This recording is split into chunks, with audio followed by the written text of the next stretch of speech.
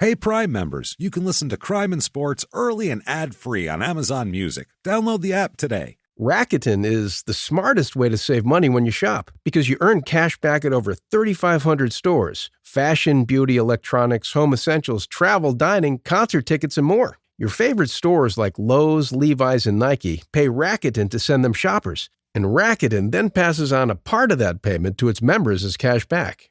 You're already shopping at your favorite stores. Why not save while you're doing it? It's a no-brainer. Membership is free and easy to sign up.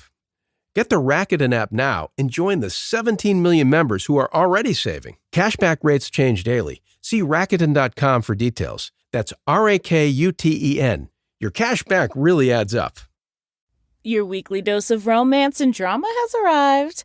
Season 29 of The Bachelor is here, and Grant Ellis, certified hottie and former day trader, is trading his day job on Wall Street for a second chance at everlasting love. New episodes drop every Monday at 8/7 Central, bringing you fresh twists in Grant's journey to find his soulmate. This self-proclaimed mama's boy is all grown up and ready to invest his heart. Will his playful charm win over the house full of hopefuls, or will the competition prove too intense? From heartfelt moments to adrenaline-pumping dates, each week brings new surprises in the mansion. Will Grant find his perfect match or end up with a broken heart? Tune in every Monday at 8/7 Central on ABC and stream on Hulu for new episodes of The Bachelor.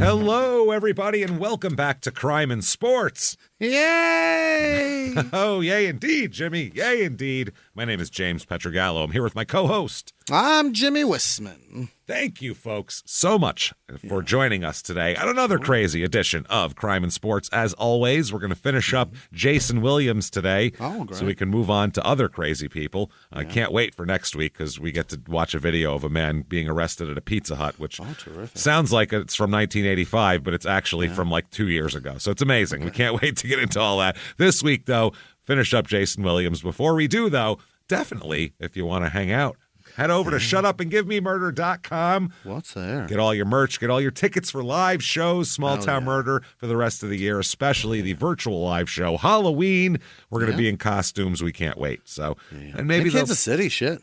And we got the Kansas City show coming up. Got to go there. I think Oklahoma City sold out, so never mind that one. But definitely Kansas City. It's going to be a big-ass show in a real weird city, so let's do that. Can't wait. Wild. Yeah. It's Kansas City. I don't know what the hell you guys got going on there, but city's in like 3 different parts. There's like it's such a strange city, but good crowds, though. We can't wait to see the people there. It's going to be a lot of fun. Shutupandgivememurder.com. Get your Patreon going.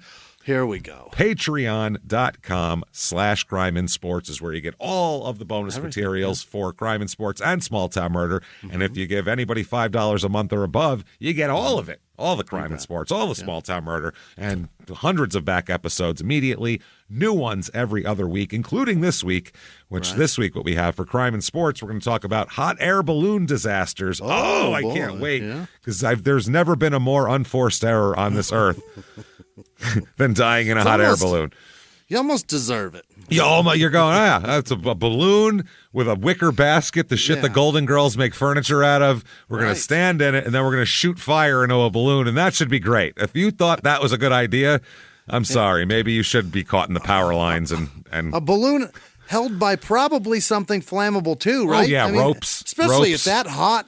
Come on. Ropes and shit. No good. And then for Small Town Murder, something I've wanted to talk about for so long, where both of us are very excited to talk about this, a documentary from 2011 that still trips us both out called There's Something Wrong with Aunt Diane. It's the craziest story of death and weirdness and just a big mystery, and we can't wait to unravel it here. So that is patreon.com/Crime and Sports is where you get all that. Can't wait for it.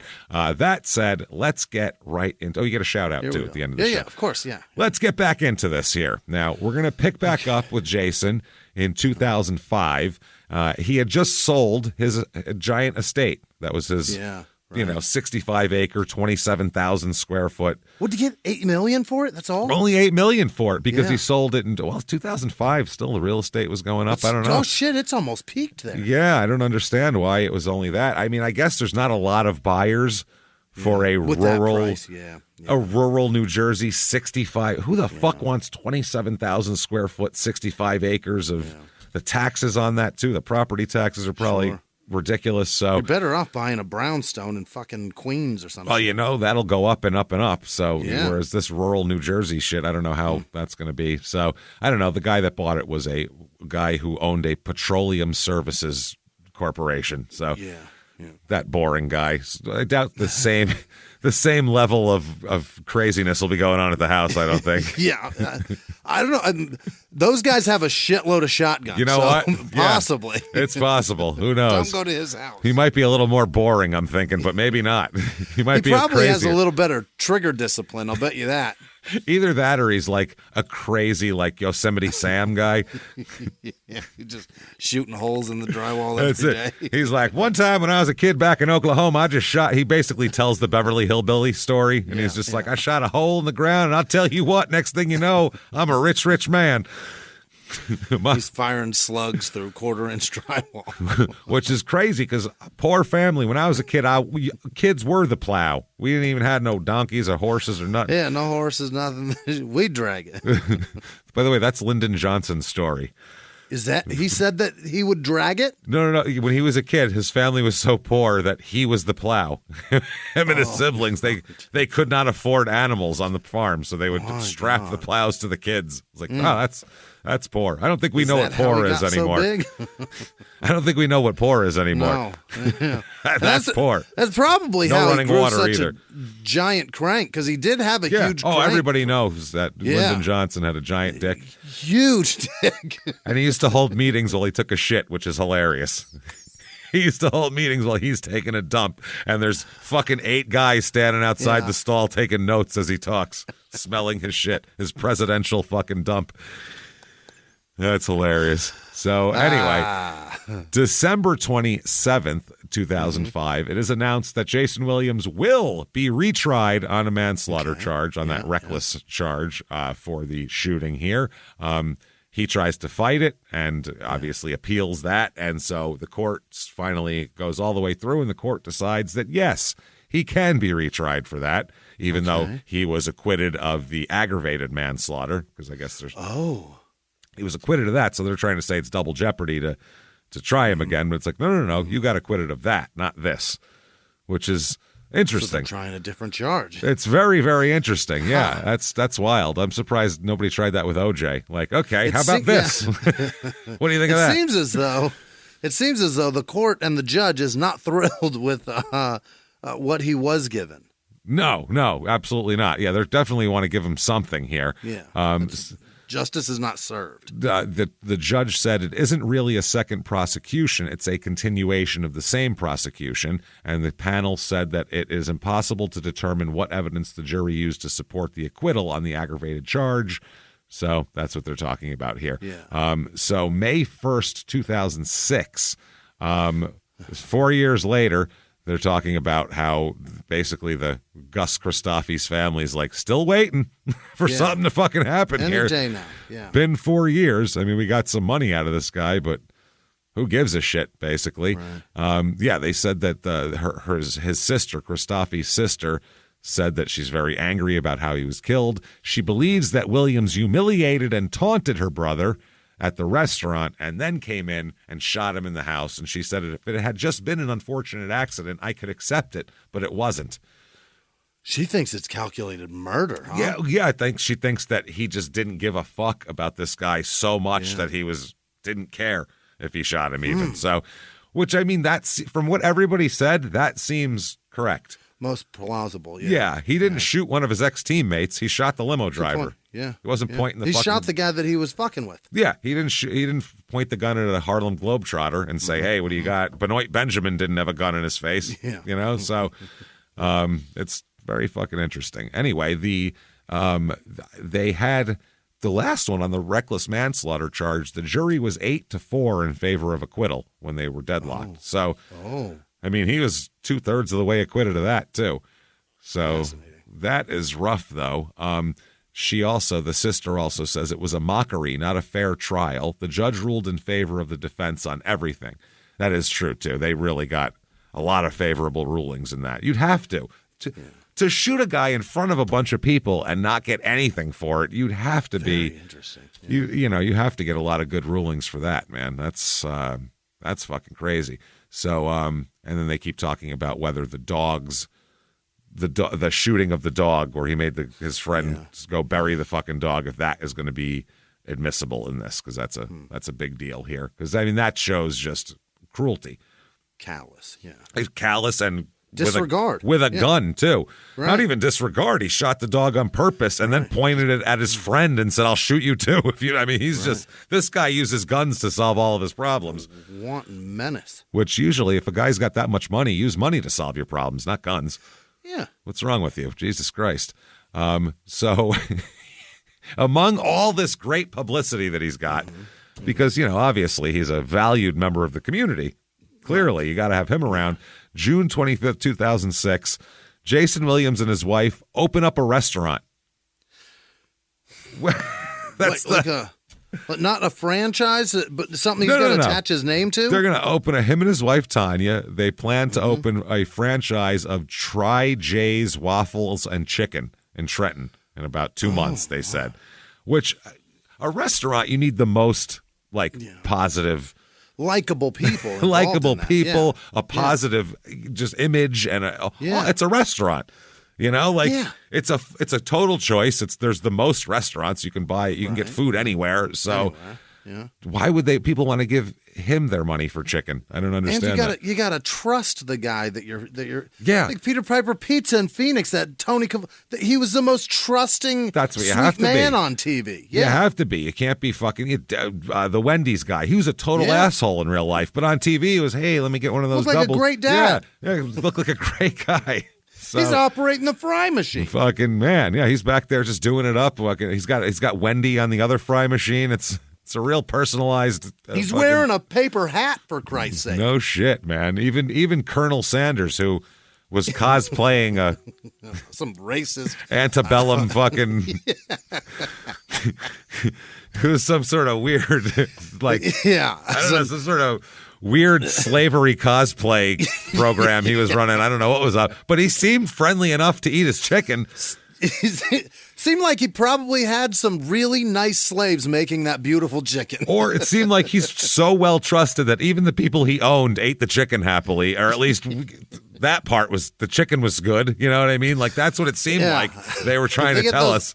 Herbs and spices, right? They can have some too. Yeah, that's what I mean. Whereas there's going to be like buckshot in the chicken. I don't want this. Did he shoot it himself? That is very interesting. Very plantation owning. Very strange. Bad guy. Yeah. Your mascot. Mascot. Jesus. I'm gonna rap. I'm gonna try. They turned him into like a cartoon now, which is different. But at the time, it was like, hello. It's a real face. Yeah. I'm sure at one point in the 60s when he was doing a commercial, he said the word darky and didn't mean a thigh. You know what I mean? It didn't mean meat. No, not at all. You're like, what the fuck are we watching right now? This guy. He definitely didn't mean a wing. Yeah. I stole this recipe. Yeah. That's the thing.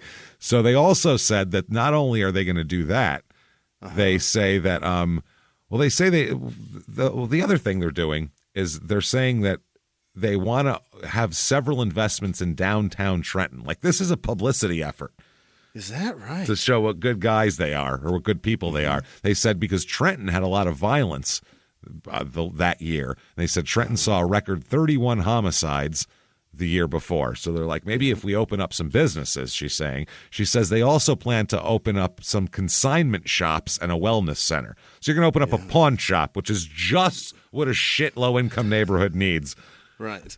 Anything else you want to open? Maybe a liquor store or a casino or, something like that for these people. They can really fucking... That's wild. Here's unhealthy food and a place to sell us your shit for cheap. That's great. Thanks for revitalizing the neighborhood, folks. And that's what Jayson Williams is up to now. That's what he's doing. They said they're going to do that, a consignment shop, a wellness center which will feature a library and fitness facilities. Great. And they said they're already invested in car washes in Plainfield, as well as businesses in Newark and a construction company in South Carolina. And they said, we're just very happy to be contributors to the communities of something other than shotgun shells into people. And sadness. And sadness and shit. So the week before this, Tanya, his wife, hosted a presentation on slavery and emancipation at a downtown storefront for Juneteenth that year. So they're trying to really play the we are just good like leaders of our community card rather than we are half on trial for shooting a guy who's also was a member of this community. So there's that. The court then, August 25th, 2006, the court reinstates a suit against Jayson Williams. This is a lawsuit charging that Jayson Williams and his lawyers slandered a state trooper who investigated the shooting. Because that was part of their legal strategy, was to denigrate the investigators. Yeah. So they said a 3-panel judge ruled that Trooper James Kiernan was entitled to have complaints in his defamation lawsuit considered true before any dismissal, finding that a judge failed to give him the required benefit of the doubt when they tossed the lawsuit. So, they just tossed it out. Now, I guess that's what happened there. So October 31st, 2006. It's Halloween, baby. The Supreme Court to decide limits in the retrial. The New Jersey Supreme Court hears arguments, and they're going to decide whether Williams's conduct after the shooting, which authorities claim was an attempt to cover up, will be revealed to jurors at his retrial. What? Why wouldn't... Okay, you shot a guy, and you wiped the prints clean, put the gun in his hand, took all your clothes off, told the guy to get rid of them, and jumped in your fucking swimming pool. I think that's extremely relevant to whether you thought what you did was a fucking wrong or an accident or anything. Whether you see right or wrong here, that all of those facts matter. That's a huge attempted cover-up. I mean, fucking, that's what they always get people on for the murder. Yeah. Why'd you try to cover it up? Before and after. Yeah, especially if they say it was an accident or self-defense. They really look at the behavior before and after to see what you did. Did you sit right next to the body and try to give CPR while on the phone? That's the only thing that really you should be doing. If you do anything outside of that, that's fucking weird. It's fucking ridiculous. And when Williams, though, he wants the evidence left out of the trial. They're talking about anything that could be potentially inflammatory in nature. Yeah. Like shooting a guy for no fucking reason. Right. Potentially seems, what the fuck, man? So they said the prosecutor said to allow the current ruling to stand is to withhold from the jury what truly happened that night. Because at the moment they're saying that you can't have that stuff in. So that's why they're appealing this. So the Chief Justice of the Supreme Court said the court would reserve decision on whether to allow the evidence. So, man, by the way, the trial's not expected to start until spring of 2007. Wow. This happened so fucking long ago, man. That's crazy. They said that it seems, one of the judges said, it seems to me that if the cover-up evidence gets to a jury, most prosecutors would only need about a 3-minute summation. Yeah, that's why I don't understand how the jury just acquitted him last time. That's wild. It's fucking crazy. I agree with that shit there. Now, April 12th, 2007, they now say that Jayson Williams' jury can hear the cover-up evidence. Good. So they're going to hear all about the wiping of the prints and all of that. Yeah. They overturned the New Jersey Supreme Court overturned both the trial and appellate court decisions to do this. So they had to take it all the way to the top court to do this. Yeah. They said post-consciousness of guilt evidence can illuminate a defendant's state of mind in a crime involving recklessness, is what the decision wrote, which I think is very fair here. Pretty accurate, yeah. But then a judge bars part of the 911 call from the retrial. It's not the facts. It's what is allowed to be. It's like rules in a game. You know what I mean? That's the important part. Like people always talk about, like in the NBA, could players now play in the 80s and 90s? Could 90s players play now? Well, it depends on what fucking rules we're playing under. Right. Yeah. Are we allowing that gather step? Yeah, if we're allowing a don't call it. It's a travel. It's not a gather step. It's not a Euro step. It's a travel step, is what that's called. It's a fucking step. It's a travel as well. All it is. Yeah. Right. If you're allowing a travel if you're allowing a fucking travel and carrying is allowed, then I think the guys in the fucking 90s would do better than they did in the 90s because no one can touch them. And a bunch of calls wouldn't have been called. Do you remember? A guy that was not a gigantic superstar, but an all-star and a very underrated player, and a guy we'll probably do an episode about one day too because he had some things. Kevin Johnson. Think about a guy like Kevin Johnson. Yeah. Kevin Johnson does not get remembered really nowadays. No. Well, I mean, good reason to forget, but I mean, on the court though, yeah. We talk about everybody. That's great. They talk about fucking Allen Iverson. He did way more than him. You know what I mean? True. So I mean, a great player too. Don't get me wrong. But Kevin Johnson, watch his highlights, was a bad motherfucker. Like he was a quick son of a bitch. He dunked on 6'1", dunking on Olajuwon. He had ups. He was fucking nasty. He could shoot. Yeah. He could pass. When he used to drive the lane to kick the ball out, they would fucking just salivate to clothesline him to the ground. If you couldn't and when he's on the outside, they're hand checking him. So he's got his back to the basket. He's playing. He's not playing straight, looking at the guy. Sure. If you take all that away, Kevin Johnson would have been fucking 28 points a game. He would have fucking, if you put him in the league today, he will own that fucking league. You know what I'm saying? You might be right. He'd certainly be one of the best point guards because of his fundamentals were insane, too. He can shoot. He's got ups. He's crazy athletic. All these people go, his passes were crazy good. Yeah, they're saying people are, they're more athletic now. No. When you're 6'1" and you jumped up last time, guys would fucking tackle you from the air. Yeah. So it didn't matter if you were athletic. That was the point. Whereas now you could display that.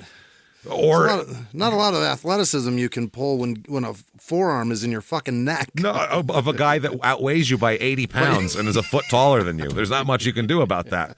But that's what they did. Even Michael Jordan, the fucking Pistons used to tackle him when he'd come in the fucking lane. Oh God, there are videos of people not even making a play on the ball, just two hands smacking his shoulder. That's all they do. Don't bring that shit here. No easy layups. Now nobody does that. You'd be fucking. Oh, you get ejected if you took 1/2 of any Utah Jazz basketball game. Karl Malone would be thrown out of the league for just his pick setting back then. Yeah. Just the pick setting back then would get a guy tossed out of the league in one fucking game. But nowadays, you're not allowed to touch. And that's fine. Awesome, though, right? They were great. Fucking checks and screens. So I enjoyed it. A guy. I enjoyed it. So awesome. But that's a different game. But I mean, if you put those guys, if you put everybody equal, maybe. But if you put the guys now back then, I don't think they're used to the game. But if you do you think it's gambling that did that to it? Yes. It's got to be, right? Well, they wanted the game. It made everything soft. They wanted the game to be more entertaining. They wanted it to be more high scoring. So that's when they took away the hand check in the late 90s there. Yeah. When they took away the hand check, that changed the game completely because now you can face to the basket beyond the 3-point line. Whereas before, you'd be turned and the guy he'd have your fucking wait for a play to start. Gripping your fucking hip. So you have less vision to pass. You have less everything. Plus, he knows where you're going. There's no movement. When you're facing the guy and he can't touch you at all, he doesn't know whether you're going to pass, whether you're going to go by him, whether you're going to fucking pull up. They have no idea now. So it's just a matter of rules. It's not a matter of skills or anything else. Yeah, and it seems like it was done this way, too, to make the game more and make sure that those players are in so that they could predict better, too. That helps too. You know I mean, keeping those guys in to predict the score and make the gambling, because gambling has changed everything. Every sport has new rules in the last 15, 20 years, and the only thing that's really changed is that now you can legally bet on the shit. That's true. But every sport has tried to keep it like moving more. Yeah, that seems to be like keep it flowing. Don't take the hitches out of the games, which is, and I think that's because. The hitches are what get people injured and which change the game tremendously. Yeah. And if you keep the guys in and have a numbers game going that you can figure out based on statistics how these guys are going to perform, you can pick what the score is going to be. And if that person's out, then you can't fucking pick it. And it was fantasy, and then it kind of went into gambling after that. And, baseball, they just tried to take away. People would go, baseball, it's too slow. Okay, well, then we'll speed it up. Okay, well, now it's not baseball anymore. Now it's a different game. Yeah. Now you got guys. It's very weird to watch. Now you got guys going 50-50, and listen, Ohtani's amazing. He's fucking amazing. If you put him up there, he is just as good as any of the guys that you're going to talk about in the past. Prime Barry Bonds or fucking Ohtani. I'll take Bonds all day long just because he's meaner. But I didn't get to go to a lot of games when I was a kid. Going to a game and watching that, I've never seen a swing like that in my entire life. The Griffey's he's swing. Fucking incredible. His swing, I don't know. That's not as impressive. He's a great hitter. He's a great player. The mechanics he's of incredible. what he's got is unbelievable. I mean, not any better than anybody else, though. That doesn't. Ken Griffey Jr.'s swing was literally art. Yeah. It was fucking art. Barry Bonds' swing was amazing. I never got to watch it in real life, like on the field. You know, you can watch anything on TV and it looks amazing. I guess, but I never got to go to many games. Watching Ohtani up close, man, I've never seen anything like that before. He looks like a robot. He looks like a lot of guys used to look. Ken Griffey Jr. looked exactly the same. Bo Jackson looked like a fucking robot. He climbed fucking walls and jumped up. He's nothing special when it comes to that. They try to make it because they want the game to be marketed, and that's great. Yes, they need the money. He's a new type of human that's better than whatever you want to fucking say. He's a great player, but there hasn't been a 50-50 until you said you can't fucking throw over to the bag more than a couple times, and you can. So after twice and now you can steal. Play clock. Oh, what? And there's a play clock. That's the other thing. So no pitcher can ever have any gamesmanship either anymore. You can't fuck up a hitter's rhythm and timing by taking longer or shorter, is what guys used to do, and fuck up their timing, which would cost you a few home runs a year. Sure. And also throwing over to the bag and keeping you on the bag cost a lot of stolen bases a year. So that 50-50 is a giant asterisk on it. And it's nothing to take away from Ohtani. It's just... Yeah. I mean, let's be realistic. If you gave Barry Bonds those fucking rules, what would he be doing? You know what I mean? Shooting the shit out of himself. Pre-steroids, though. Pre-fucking... If you gave Ken Griffey Jr. those rules, if you gave Jose Canseco those rules in 1988... Ken Griffey Jr. might have rings in Seattle because of it. You know what I'm saying? Like, I'm just saying, there's all these guys that, you know... If you told a pitcher you got to pitch in 10 seconds or less to Babe fucking Ruth, I think he would have had more than 714 home runs. I'm just saying that. So I don't want to seem like I'm shitting on Ohtani because I'm not, because I think he's fucking incredible and just as good as anybody else has ever been. I really do. But I don't think he's any better than anybody else has ever been. That's probably true, too. I think the game is made to make him look as good as possible. I watched him go 0 for 4. So. Yeah. I mean, it happens just like every other time. They make it sound like he walks on water, but look at all the stats now. Yeah. And these guys still nobody's stealing 120 bases anymore, even though the game is made to have. They made the bases bigger. You're fucking closer to them, for Christ's sake. And somehow the Sox have figured out how to lose 120. Yeah. Well, you still need to have talent on your team, no matter what. Stink. My God. Yeah, they're the fucking worst. So ever. I don't know how the hell we got off on that. Sorry. Nah. The whole point was different. Different doesn't mean better or worse. Yeah. Old shit wasn't better because it was different. New shit's not better because it's different. It's just different. It's apples and oranges.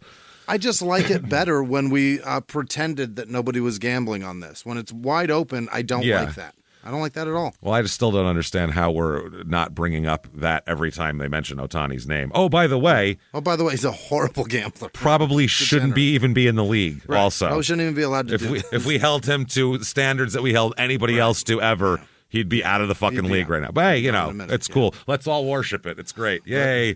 He swings like a robot. That's fucking amazing, right? Nobody fucking cares, man. Yeah. So anyway, Jayson Williams here. They're trying to.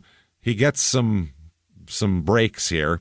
A judge rules a few things in his favor. Number one is that a 911 call, part of the 911 call won't be allowed into the trial, which is kind of rough. Which part? The entire trial was played the entire tape was played in the 2004 trial, but statements heard during the course of Victor Williams' call included someone saying you could hear it on the tape. I don't know why this wouldn't be admissible.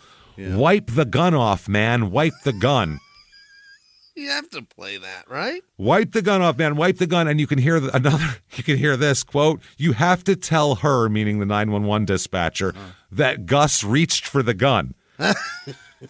You have them setting up a fucking post-crime fucking cover-up, and you're like, we can't have that in there. You got to tell her this part. It's imperative to us getting away with this. What? That should be the whole trial. You can't play that in trial. Wow. And they heard that whole tape in the first trial and said, I don't think he did anything wrong.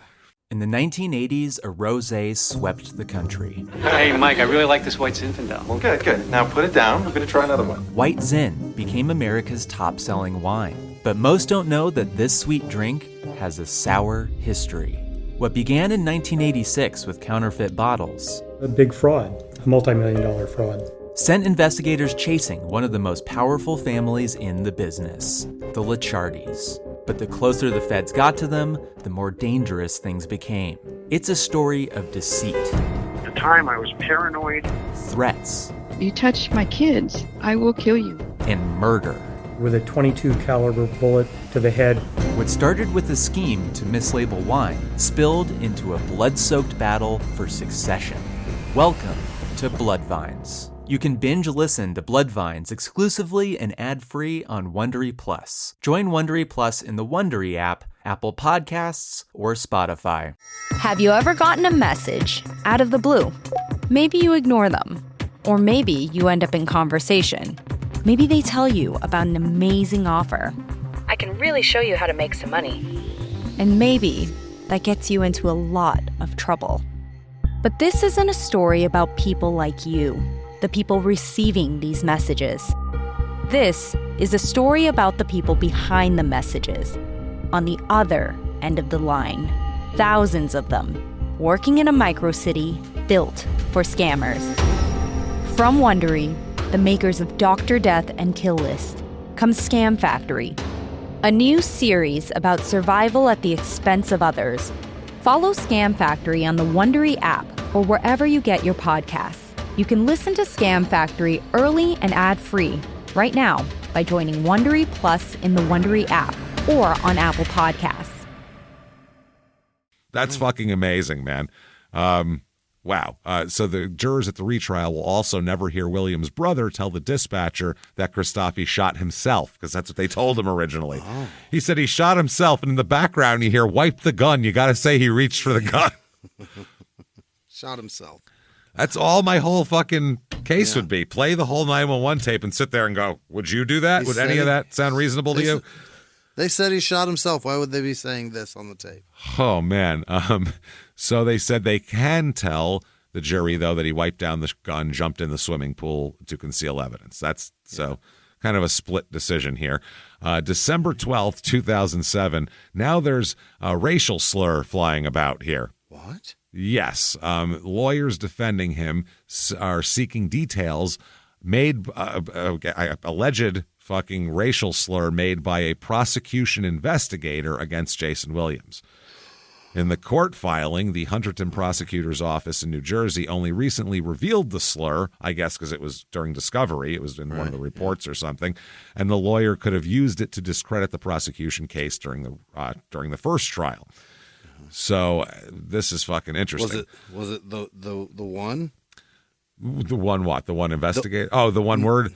We don't know. Don't know exactly what that probably was. Probably the worst one. I would assume so. You know, I don't know, but I guess if you're investigating somebody, you really shouldn't call them whether it's the worst one or the yeah. But he's a lesser form, or he's just a lot of different things too. So I wonder which one he picked. Something Colonel Sanders would consider folksy. You know what I mean? We don't know.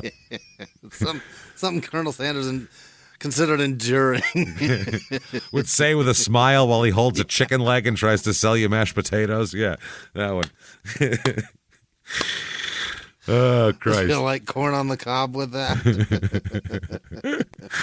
Oh, Christ. So, the prosecutor here, who I guess former first assistant prosecutor Stephen C. Lember, who helped try Williams in 2004, told the press that he knew of an internal affairs investigation regarding the investigator, but was never given any details or a report. They said that another prosecutor had the information, not him. And this is prosecutor J. Patrick Barnes. He alerted the trial judge about the, quote, unspecified slur in a letter October 18th, telling the judge that a superior officer was accused of using a racial epithet to describe Williams in a meeting sometime before the 2004 trials. This was in a meeting of investigators. Wow. He said this, which is a pretty fucking crazy time to be busting out racial slurs. There's a lot of people that are going to hear that, man. Especially it's literally a work meeting.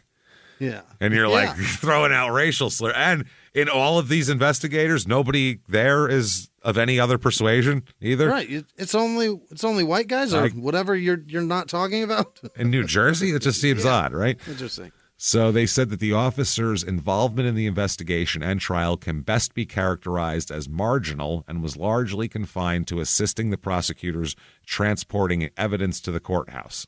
So it wasn't like he was a guy who found anything. He was just a guy who, whatever. So it's still going on, though. December 14th, 2007. This is so long. Yeah. They said racial slur clouds revived case against him. So against Jayson Williams. Wow.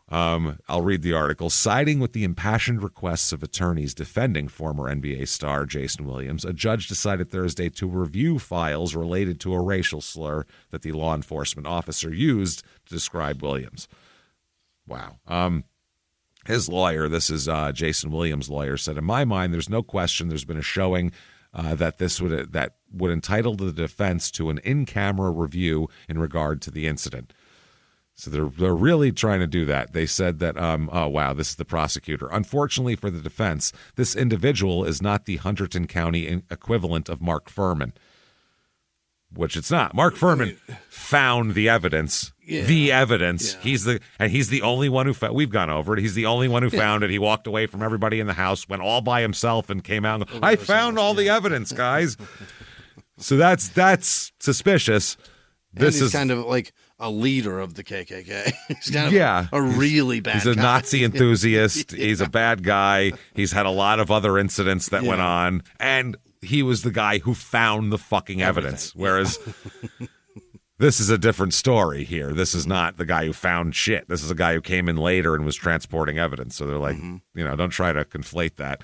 They said that this individual had no pertinent knowledge about the case. He was just some guy talking out his ass about, I don't like this fucking guy. So January 3rd, 2008, Jayson Williams' retrial now on hold because the state has to appeal a ruling about the racial slur. Okay, jury selection was scheduled, and they fucking they paused it. They paused the whole thing. When you have money, man, it's amazing what can happen for you. Wow.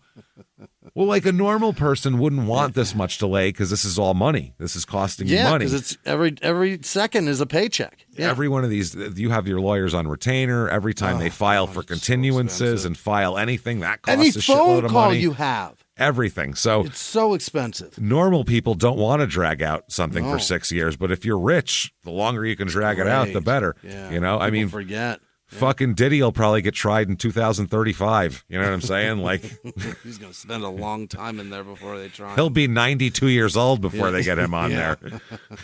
Because he's got a lot of money. That whole time. He'll be there. He'll be there. He's a flight risk.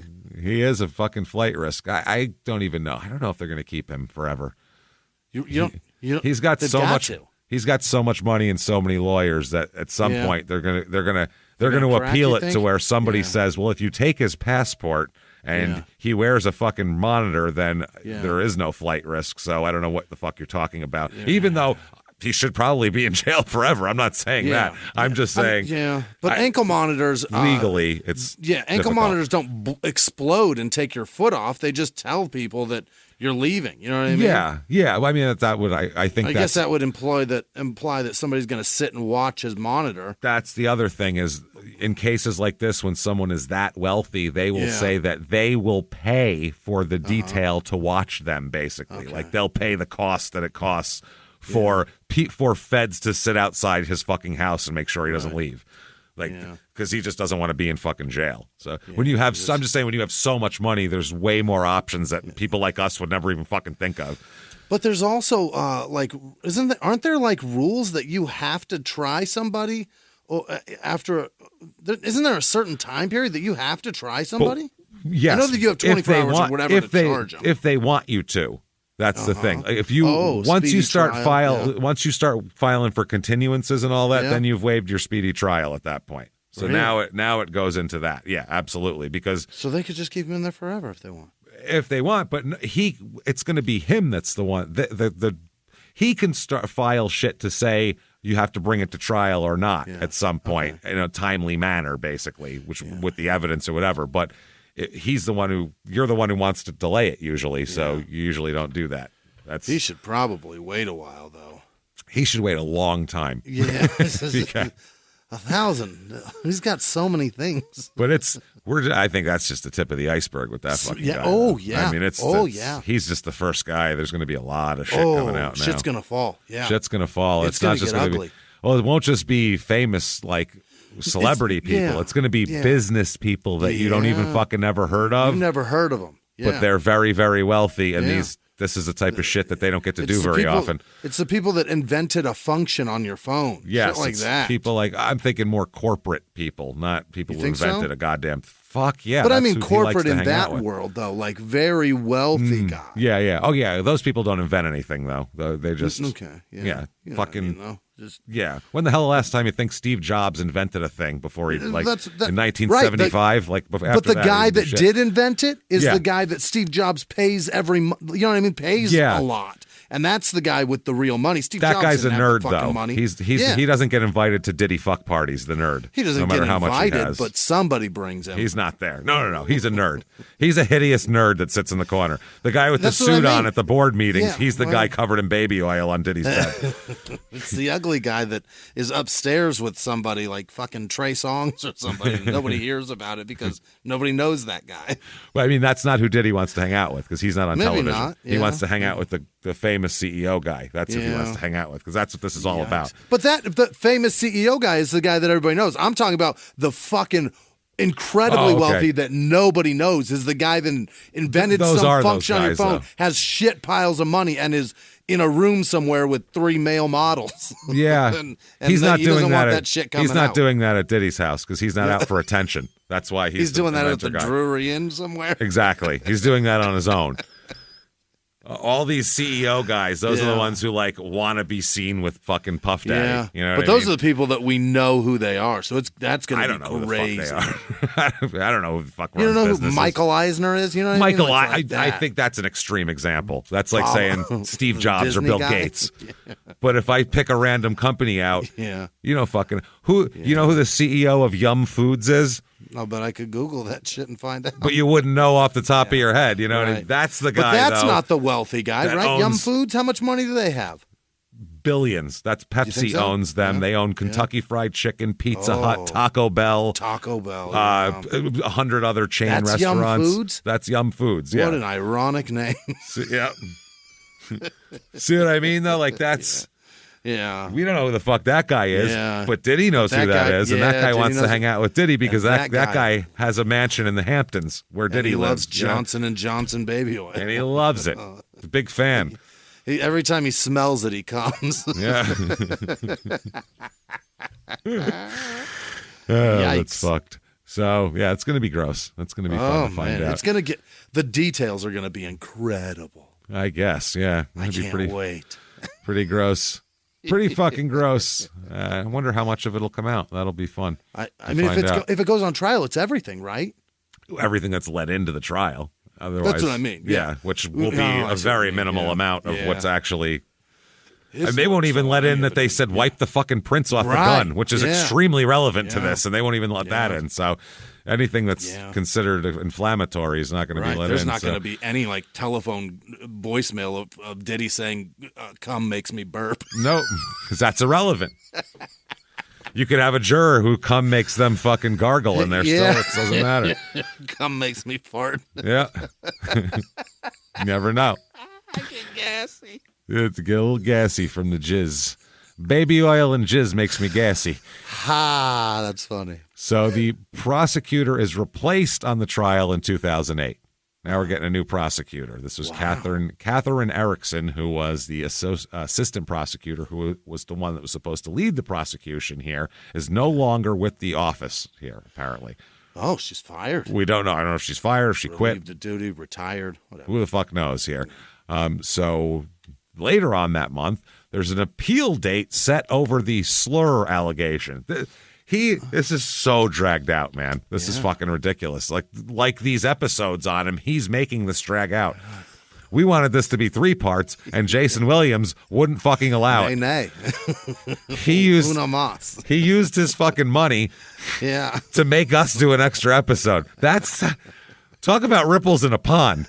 Yeah. He shoots a guy in 2002. 22 years later, we're stuck for an extra week with this asshole because of his fucking money. And another one. So February 14th, Valentine's Day, 2008, Jayson Williams, this is a great headline. Jayson Williams case still ongoing. God. No shit. And I don't even know why there is an article here because nothing has changed here. It even says in this article, in the 6 years since the shotgun killing of a hired driver by former NBA star Jayson Williams, there has been both a dramatic change and the sense that nothing has really changed at all. Yeah, that's about fucking right here. I mean, his relatives are going to start dropping off pretty soon. Right. Yeah. Anybody who cared about this. The sister, this is Christophe's sister, said, it hasn't gotten any easier. In 2 days, it'll be the anniversary of his death, and there's no closure yet, and we still have no clue what's going to happen.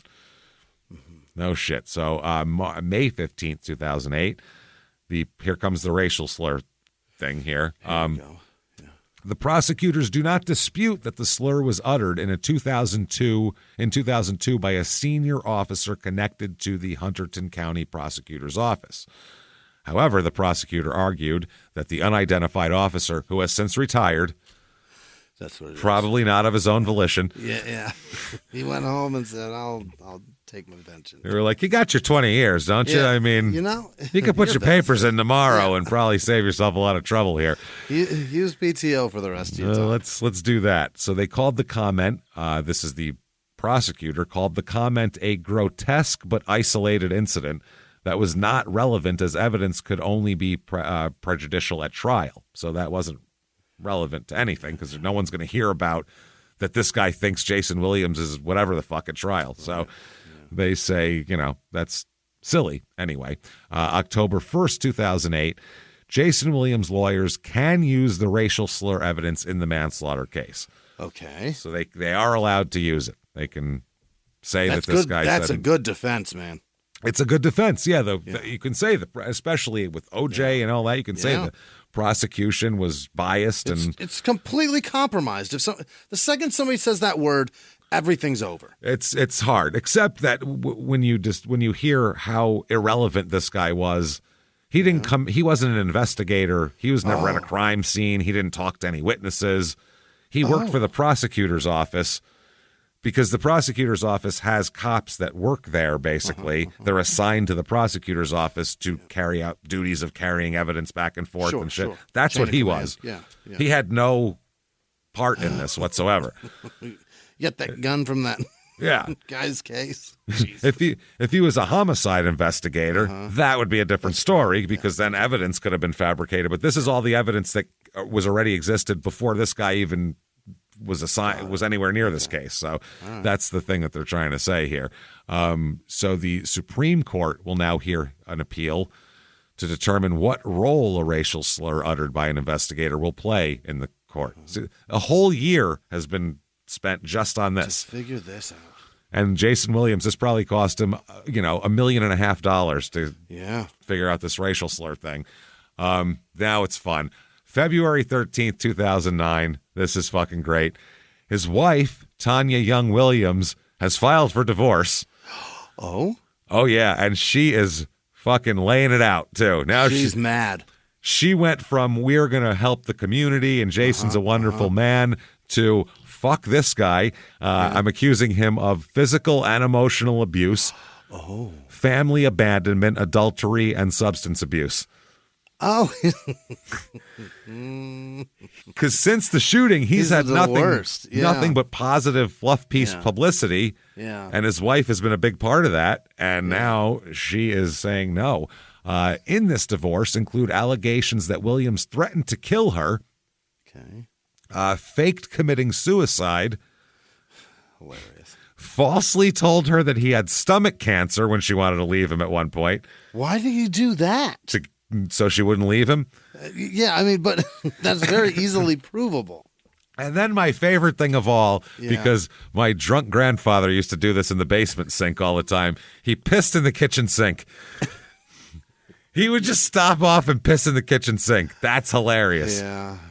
Your family did that? My grandfather did that in the basement sink for some reason. I don't know.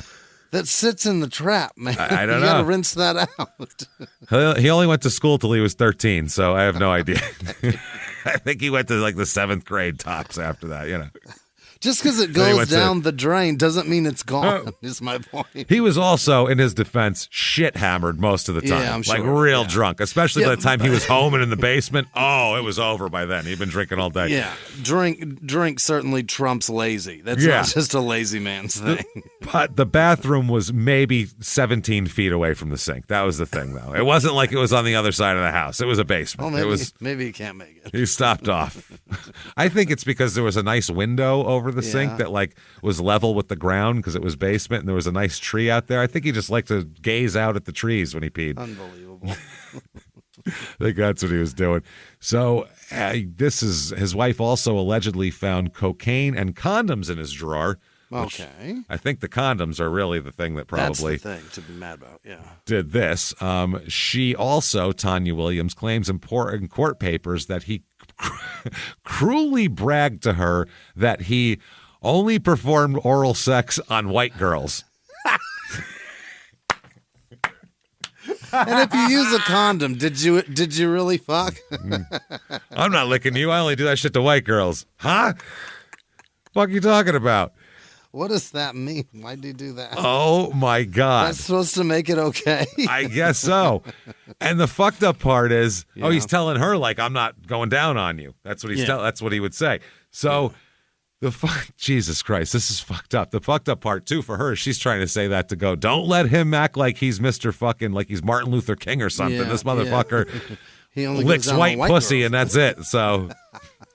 want to hear about that shit. Yeah. A lawyer for her, for Tanya, said, here is a guy who has spent wildly and dissipated marital assets and has, of course, acted recklessly and has just been absent, violent, and not a father and not a husband. Wow.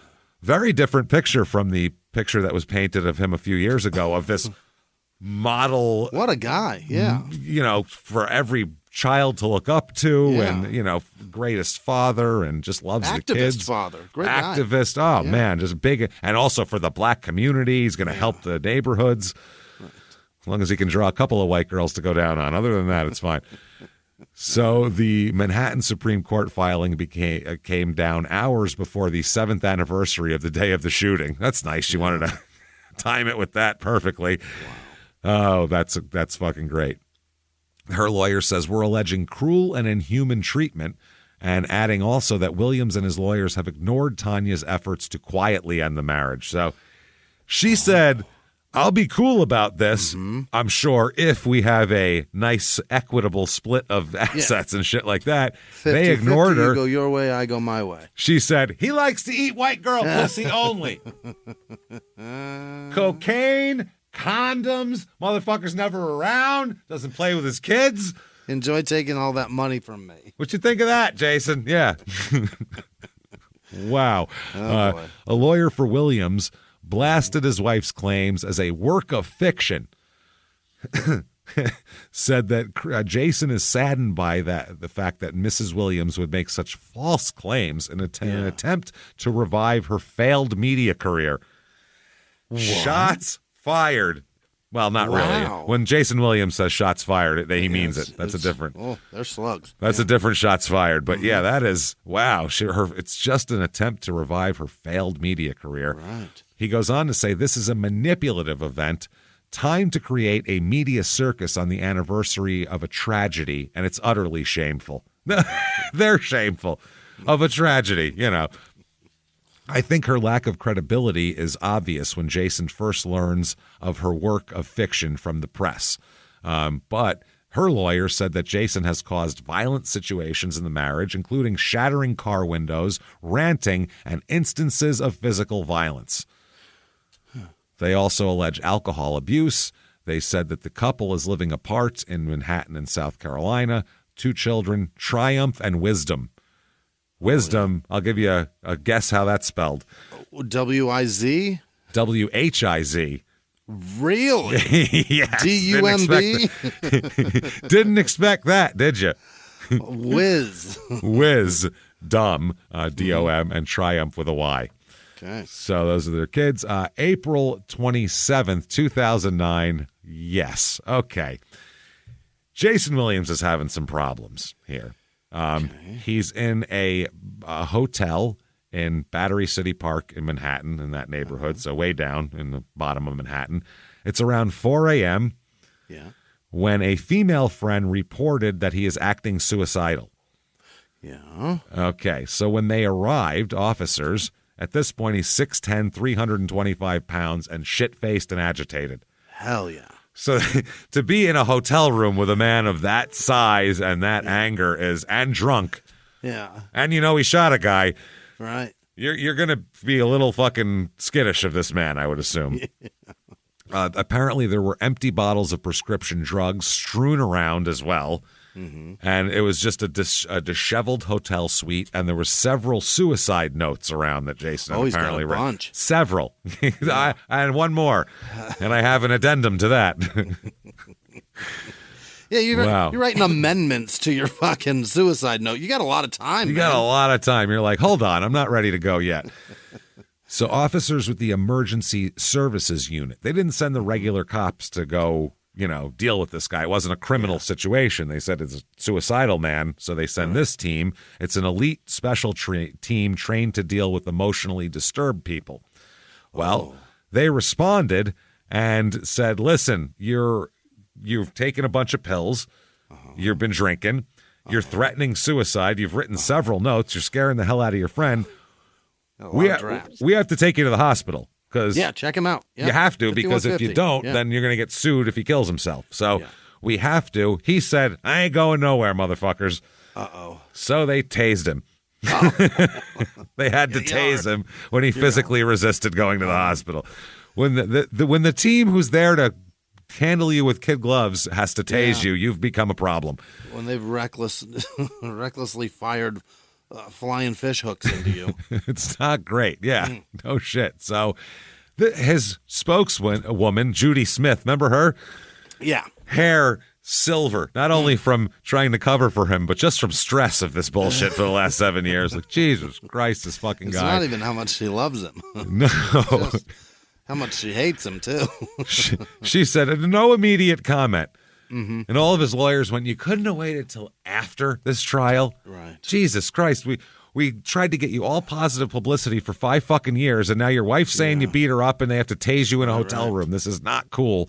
One of his people, I guess, his friend and manager, whatever the fuck that means, told the New York Daily News here that Jayson is doing fine. He said he was fine. All of us here are here to be by his side as friends. Okay.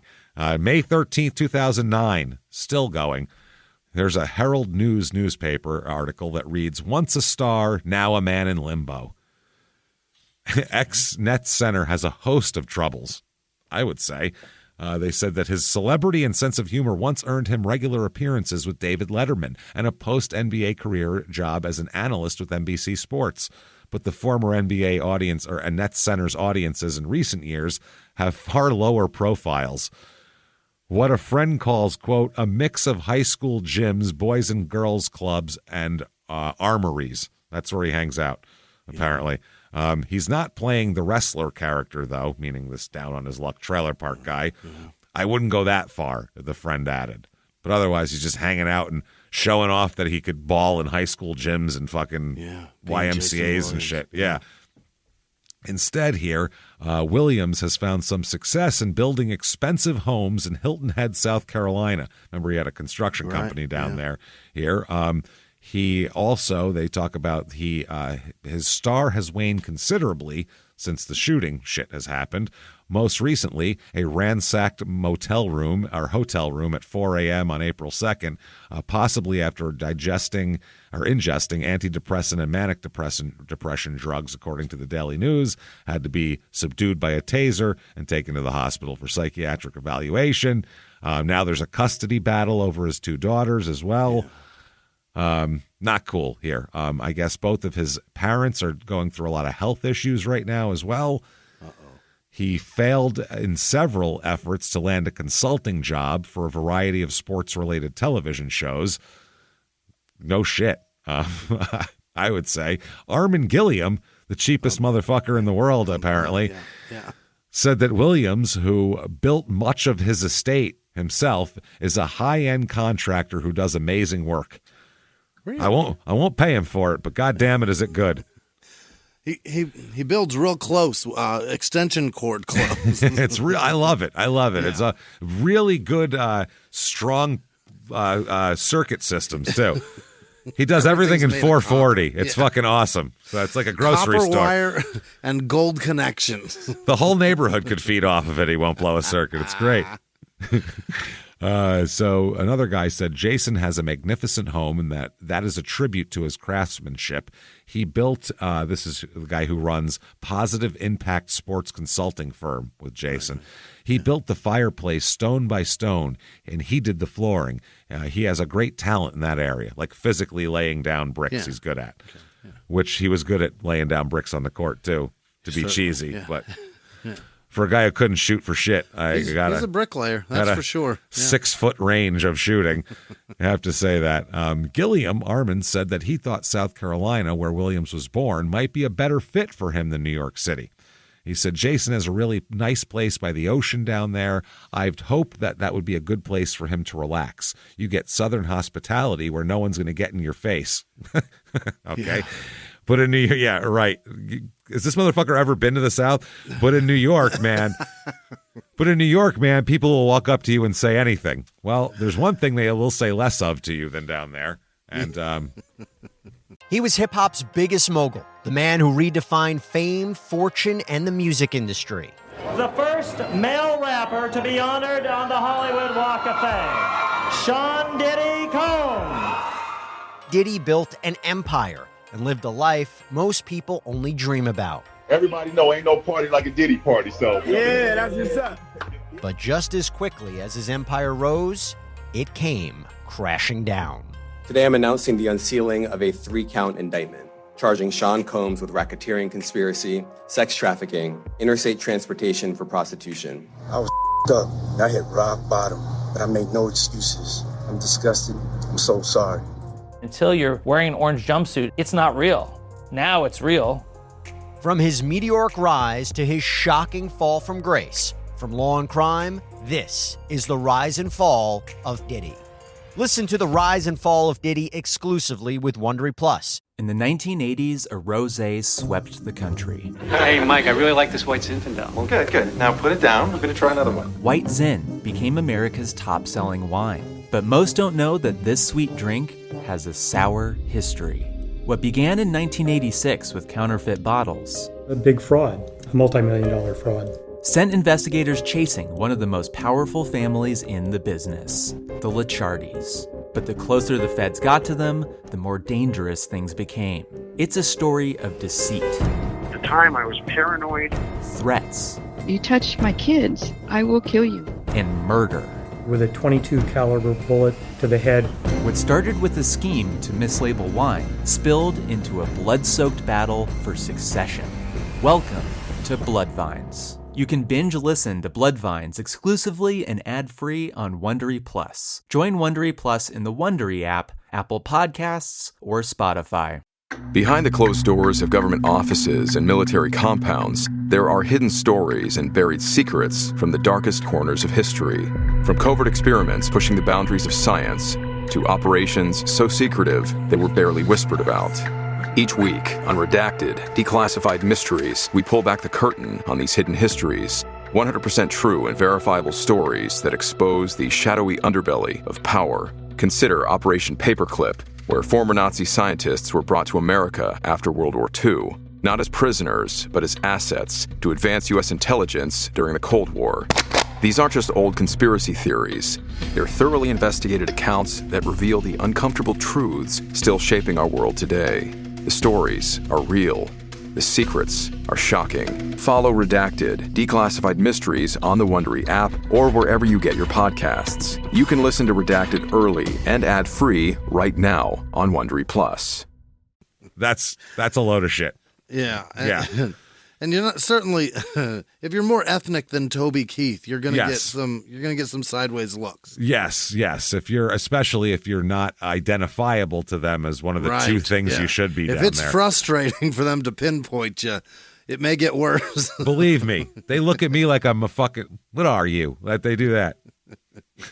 Some kind of Italian Jew. One of them Spanish, what are you? Which ocean's closest to your home? I've literally had people go, you're something. Okay. Something. All right, sure. Thanks. Yeah. Thanks for reminding me. So they said he's been splitting his time between South Carolina and New York metro area, the home of his ailing mother, Barbara, and his two daughters. His reluctance to fly during his playing days was well known, so he often makes the trek by car. 800 miles from New York to South Carolina now. He's also a prolific text message sender, but the number of people receiving on the receiving end of his communications isn't nearly what it was when he was playing, is what the supporters say. Yeah, you shoot a guy, your circle of friends will shrink. It happens. Jayson is very selective who he allows into his tent, said a former Nets head coach, a favorite of Williams during their time together. Once you're in there, you're really in there, although even then he can always close the flap at any time. Mm-hmm. I'm not sure that he felt as if he had anybody to talk to that night of the hotel incident, and that's what I worried about. Jayson prides himself on his manhood. Big old cock on him, huh? Is that right? Pride myself on my hammer here. And LBJ. That's right. He's got a big LBJ hand on him there. And handling and managing things. But he's got to listen to people that are trying to help him. Right. He's been saying everything since he's been released from the hospital. That's the right thing. His friends are optimistic that he's not going to try to kill himself or anything. But who knows? Armin Gilliam said, Jayson was always cracking jokes and being the life of the party when we played. He said, but the last number of years, he's had a lot to deal with, some things that the public knows about and some that they don't. The average guy would have cracked a long time ago. At some point, he is human after all. True, yeah. Gilliam says most athletes, football players, basketball players, are somewhat arrogant, frankly. A lot of them treat fans with disrespect, contempt even. But Jayson, he'd talk to anybody. Most of that goodwill disappeared after the death, though. Yeah, that'll happen. You tend to, I'm not going to involve myself with anybody if I've got a fucking lawsuit to fight. One of he's just busy, too. He's constantly meeting with lawyers. What time do you have for friends? One of his friends said it's like he's in a state of suspended animation. Whether it's a big charity fundraiser or a TV network, Jayson is still a bit toxic. Still, people worry, will he be seen as bad publicly? Or will he be seen as bad publicity? Sorry, it's hard to read. He said, he backed me up for a couple years in Philadelphia. I think this is this is Gilliam again. He backed me up for a couple years in Philadelphia, then did the same thing for a while in New Jersey. Then when he finally got a chance to shine, just like that, it was snatched away from him, meaning his injury, which, I mean, come on. Armin then goes on to say later on about the shooting, he has to pay for his mistake, I know, but I'd never say Jayson is a bad person. I just think all the work he's done for so many young people, for so many communities, and all of it overshadowed by one terrible event. Right. Well, yeah, you killed a guy. That'll do it. And you've got phone calls and tapes of you saying shit that you shouldn't be saying after that person is shot in your house. You know how much charity shit OJ did? My God. He did constant OJ. He was constantly playing those golf court tournaments and all that shit. Then we didn't give a fuck about that after he almost cut his wife's head off. So he went on to say that Jay was a great rebounder as a player, and hopefully he can find a way to rebound from all this and somehow find a way to enjoy life. Okay, May 24th, 2009. If you were him and you're facing retrial and your wife is giving you all this bad publicity and you just had to go to the hospital and get tased by people, I would keep my nose as clean as fucking the driven snow. Not a word will be written about my misbehavior. No, I would not leave my fucking house. I really wouldn't at this point. Well, here he is. Judge Judy. Fuck yeah. I'm going to study the legal system here. So it says, already facing a retrial for a shooting death here and being tasered by police a month ago, or last month, Williams was arrested late Sunday for allegedly punching a man in the face at a North Carolina bar. Drilled a man. Yep, and that's the other thing. You're a famous guy who's got all this shit hanging over your head. Do you think no one's going to fucking heckle you for that? Oh, boy. Forget it. In 2008? In 2008, yeah. Yeah. You're not 5'10". You can't blend in. You walk in the place, everyone goes, who's that giant motherfucker? Oh, that's that basketball player who shot a guy and whose wife's saying he beat her up. And Twitter exists where there's Twitter comedians. So there's like news headlines being written and people are writing. Not yet. No Twitter yet. 2008? I think 2009 is when Twitter came out, but nobody had it till like 2011. Well, 2008 Twitter was out, but I think they were tweeting like it was just underground shit. You know that was when Facebook was just becoming bubbling. Yeah, that was when regular people got on Facebook. There was a lot non-college of Twitter students. shit in 2008, or politician shit in 2008. Yeah, it was mostly political. Yeah. So I guess that's true. But still, people had balls to because Twitter is like all that is really a streamlined way for celebrities to get hate mail and fan mail. It makes it it's nice. It keeps it all in one place. Yeah, rather than and having you could tell them. You could tell somebody when their movie sucks right to their face. Yeah, which is nice. So people are imagine telling fucking Gary Cooper his movie sucked in 1947. You know what amazing. I mean? You can immediately after seeing it. You can say something really crass to a senator, man. That's unbelievable. You can tell you can tell a senator you've seen their wife's pussy or whatever. Yeah. Tell the ex-president that. Many people have. You can tell it right to their face. Yeah. It's amazing. You can fucking do whatever you want. Imagine how many people Frank Sinatra would have beaten the shit out of on a daily basis now. He'd never get out of jail. It's unbelievable. But back then, if someone wrote a bad article about him, he'd go to them and punch them in the face. Fuck you. But it's basically what people want to say to your face. They just don't have the ability. Yeah. But when you walk into a restaurant in a place where people have heard what you've done and they have some bad opinions of you, and they have 4 drinks in them, say it. Yeah, and there's booze. But I mean, this guy.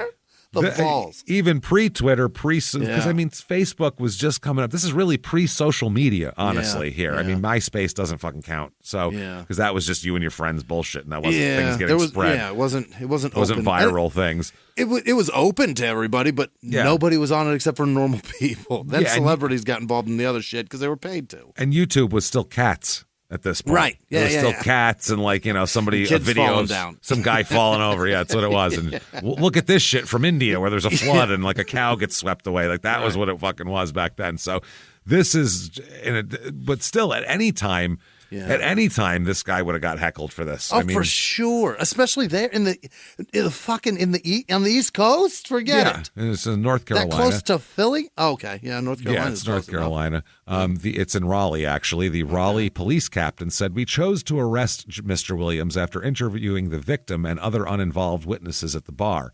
They said people were bumping into people at the bar, and there was apparently a verbal confrontation between Mr. Williams and the victim. Mr. Williams then chose to become physical." Yeah. So this isn't even, hey, you fucking limo driving, killing, fucking wife beating asshole. This is you're in my space. Yeah, a 6'10" drunk guy wandering around bumping into people. And if you're Jayson Williams and you can't control yourself to this level, and you know you might punch a guy in the face at the bar, you can't be going out. You can't leave the house. Fuck no. Especially when they're saying you got drunk and shot a limo driver and you're not good when you're drunk. And that's what your wife's saying too. The manager here, Williams' manager, emphasized that violence is totally out of character for his client. Is that right? Really hard to keep saying that, I feel like. The more of these things add up, I go, I think violence is exactly what he does. How many people did he punch in the face while he was playing at bars? It happened constantly. Seems to be what he does. Seems to be what he does. Off-duty police officers, a limo driver, his wife. It seems just a pattern is forming here. So he said that that's out of character, and he noted that a friend who was with Williams that night told him several male customers confronted Williams after taunting him. Apparently, they didn't tell the cops about it. They only told Williams' manager about it. Is that right? Conveniently, right? The manager said, this is according to the Star-Ledger, when they got close to Williams, they became more aggressive, and the ex-Nets player simply defended himself, the friend told the manager. Simply defended himself. Williams had been at a restaurant where he treated...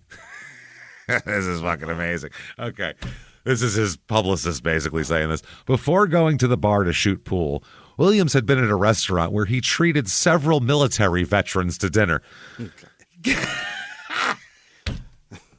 He's a good guy. Oh, my God. Where he was signing autographs for underprivileged orphans. What the fuck are you talking about? He's a great guy. That's what they said. They said, noting that his client had not been drinking. Okay. Jayson Williams was at a bar, but he's not drinking. No booze? I'll believe that. Oh, never. Get the fuck out of here. Yeah. And they said the manager said, we have a witness to corroborate these events. All the other witnesses said something else, though. That's funny. A Raleigh man told the Star-Ledger that Williams was surrounded by several men who accused him of bumping one member of the group and causing him to spill a drink. The witness said that Williams apologized, but the men persisted, cursing him and trying to start a fight with him. Because their best, yeah. 6'10", 325-pound guys are who everybody wants to fight with, too. That's the other thing. I don't know. The prison rule, James, is find the Start biggest a lot of beef motherfucker in here. Yeah, if you have a shank. And if you have to be there forever. Yes. In a you get bar. to leave here tonight. Matter of fact, they'll make you leave at 2 a.m. Yeah. Well, I was a fucking bouncer at a bar right by two major fucking arenas. So I've had a ton of athletes in there, people. And nobody fucks with guys who are 6'10", fucking 400, 325 pounds. They don't. When NFL players were in there, zero people fucked with them. Zero. You know they fucked with? Craig Biggio, because he's 5'10". That's who they messed with. Literally, that's who they fucked with. They fucked with Tony Womack. They fucked with guys like that. Nobody even fucked with Andy Bennis when he was in there. No, because he's 6'5", 230, and he looked like he'd kick your fucking ass. Who's the other Craig? That little Counsel? Yeah, fuck with that guy. People would fuck with him. Yeah, you could fuck with Craig Counsel. Nobody would notice. No, I mean, but fucking normally that's. You're not fucking with the guy that played anything higher than small forward. I'm not fucking with those guys. And if you've been around those guys, they're like Cedric Sabalas even, who's like 6'8". That mong's huge. Yes. He's humongous. He doesn't look it on the court because he's tall, so he looks thin. And he's standing next to Hakeem Olajuwon. He's going to look little. If he reared back and punched you in the face, you would be fucked up. He's a big guy. Like, people don't realize that the torque is different from a giant person. It's just different. He's got no way. problems. Well, now he's what is he? Fucking 58 years old or something now. He might be. He might be dead. Did oh no? Did he die? That would be really bad. He was had so a fucking. cool. He had heart problems. He was a really fun guy. Bad. No, thank God he's still alive. Okay, that's good. He's only 55. He had he was in the hospital, James, with something real. It was close, man. He almost died. Oh, it was the old COVID thing. All right. Oh, okay, yeah. Well, he was sick to begin with, so that's not good. He had a bad heart. Yeah. Yep. A series of heart attacks, James. Oh, Jesus, a series of them, man. May 28th, 2009. Prosecutors are saying sentence Jayson Williams. Okay. This is from the Baraboo News Republic. Baraboo, Wisconsin, where the leg breaking took place. Yeah. And that's where the article's from anyway. Prosecutors on Wednesday asked a judge to sentence Jayson Williams for covering up a fatal shooting at his mansion and cited his recent erratic behavior, including an arrest in North Carolina for assault. So they're trying to do that. They're saying that he was convicted on 4 counts in 2004 of trying to cover up the shooting, and the jury couldn't reach a verdict. So the sentencing for that has been delayed since it happened. No kidding. He still hasn't been sentenced for that. So they're like, sentence him for that at least. He's he's running amok. A monster. Yeah. They said the 4 cover-up counts, which include witness and evidence tampering, carried a combined maximum sentence of 13 years in prison. Mm-hmm. But they said he's not expected to receive a term longer than 5 years, which is the maximum sentence for the most serious charge. So they're not going to run them consecutively, is what they're saying. They're going to run them concurrently. Whenever they say A possibility of 300 years in prison. That's all the charges, maxed out, consecutive. That's and if they're a habitual offender, this judge has seen him a million times and he's tired of his shit. He's tired of seeing this motherfucker here. So judge has said he will consider sentencing Williams, they're talking about now. Prosecutors are urging the judge. They say the defendant's escalating acts of unlawful and aberrant behavior must incur consequences that he has thus far evaded as the clear result of never having been sentenced on his convictions. Yeah.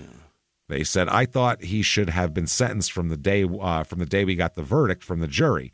That is what the sister of Christofi said. They said if it were anyone else, he would have already been sentenced. I guess when you have money, that happens. And it is because you can pay for continuances. So that's how it goes.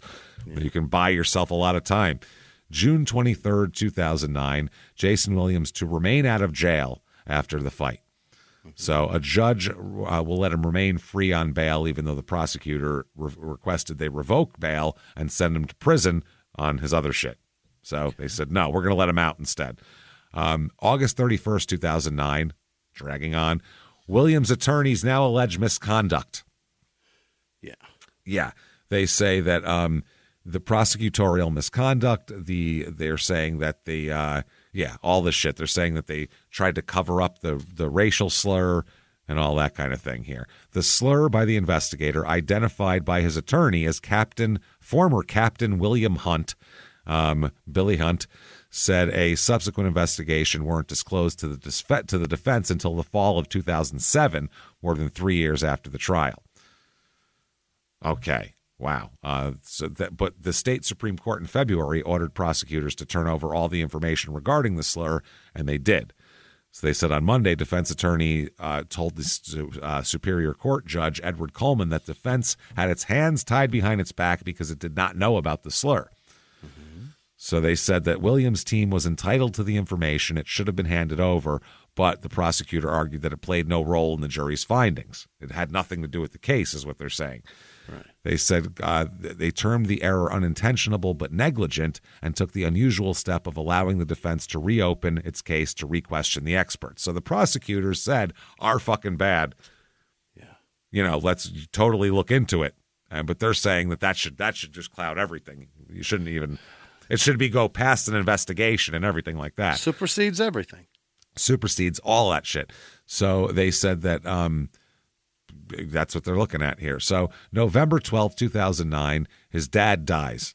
Yeah. 76 years old, Jason's dad dies here. So he dies in South Carolina here, I believe, in Bluffton, South Carolina, at Jason's home. November 20th, 2009, they're talking about a plea deal now. Yeah. Now we might get a plea deal. This is 2 months before the retrial for the manslaughter is expected. If he enters a plea, it will bring an end to all this shit finally. And the defense and prosecution agree that Williams was holding the gun when it fired. So, I don't know, maybe we can figure something out here is what they're saying. Who the fuck knows? We'll find out. If you're him even, I think you want to plea at this point. If you can. Yeah. I mean, it's a reckless manslaughter. I don't know. So the plea hearing is delayed. They said a hearing in which Jayson Williams was expected to accept an 18-month prison sentence in the shooting death is delayed. His manager here said that the hearing was scheduled for Friday and that the Superior Court postponed it because not all the details of the plea have been quite worked out yet. This person said Jayson didn't get any sleep last night. He's still grieving over the loss of his father. It's terrible. Oh, man, he said he's taking this issue very seriously and needs to be able to focus on it 100%. Mm-hmm. I mean, yeah, he said he's just been, he's so busy in divorce proceedings. Yeah. Oh, man. December 10th, 2009, Williams' lawyers asked to withdraw from the case now. Let's delay it another fucking 5 years. Jayson. God damn it. Holy shit, you're frustrating, bro. You are the most frustrating person we've ever dealt with, I swear to God. How does he get it done? It's fucking wild. So the defense team of Billy Martin, Joseph Hayden, and Christopher Adams said that they wanted to be allowed to withdraw because of difficulties in communicating with Williams. He's a pain in our ass. Tough to talk to? Is that right? Yeah. Williams said that Williams told Coleman that he has been deeply affected by the recent death of his father and wants his attorneys to remain. They're like, you got a court case coming up. I don't care if you're at the funeral. We got to talk about shit, basically. Like, your dad dying sucks, but you're still going to a manslaughter trial. Would you like to talk about it, possibly? And you're being an ass about it. Yeah. January 6th, 2010. It doesn't get any better for Jayson here. No? Nope. He is not doing well. Apparently, he suffers a minor fracture in his neck and cuts to his face in a car accident. No. His SUV veered off an exit ramp and struck a tree in Manhattan. That's not wonderful. When the officers got there, he was sitting in the passenger seat. Nobody driving. And told them someone else had been driving. Yeah. They said, who? And he said, someone else. Not only that, they said witnesses bunch of witnesses saw this shit happen. They all said that not only was he in the driver's seat when it happened, there's never been anyone else in the fucking car. He's the only one. He sat in the passenger seat and said, I wasn't driving. He just climbed over there and waited for the cops to show up. Dude, someone else. I don't know. They must have ran away. They looked at the seat all the way back. He's like, yeah, it was a 6'10", the guy, huge guy who was driving. Big motherfucker driving. Police said it appeared he was drinking before the 3:15 a.m. crash. I would say. Yeah. He's out at 3:15. He was drinking. He's drunk, yeah. He was taken to Bellevue Hospital where he refused a breath test, which is an automatic suspension of all your shit. New Jersey Attorney General's office would not comment on whether it would try to have his bail revoked on his other things. He's still out on bail there.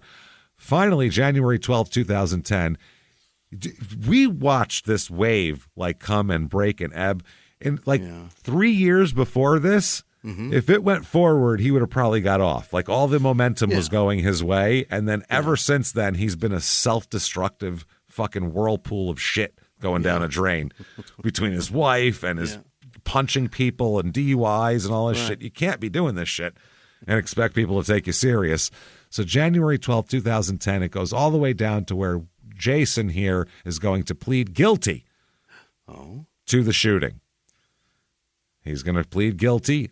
Basically, the prosecutor here, he's going to plead guilty to assault and agree to serve at least 18 months in prison. Really?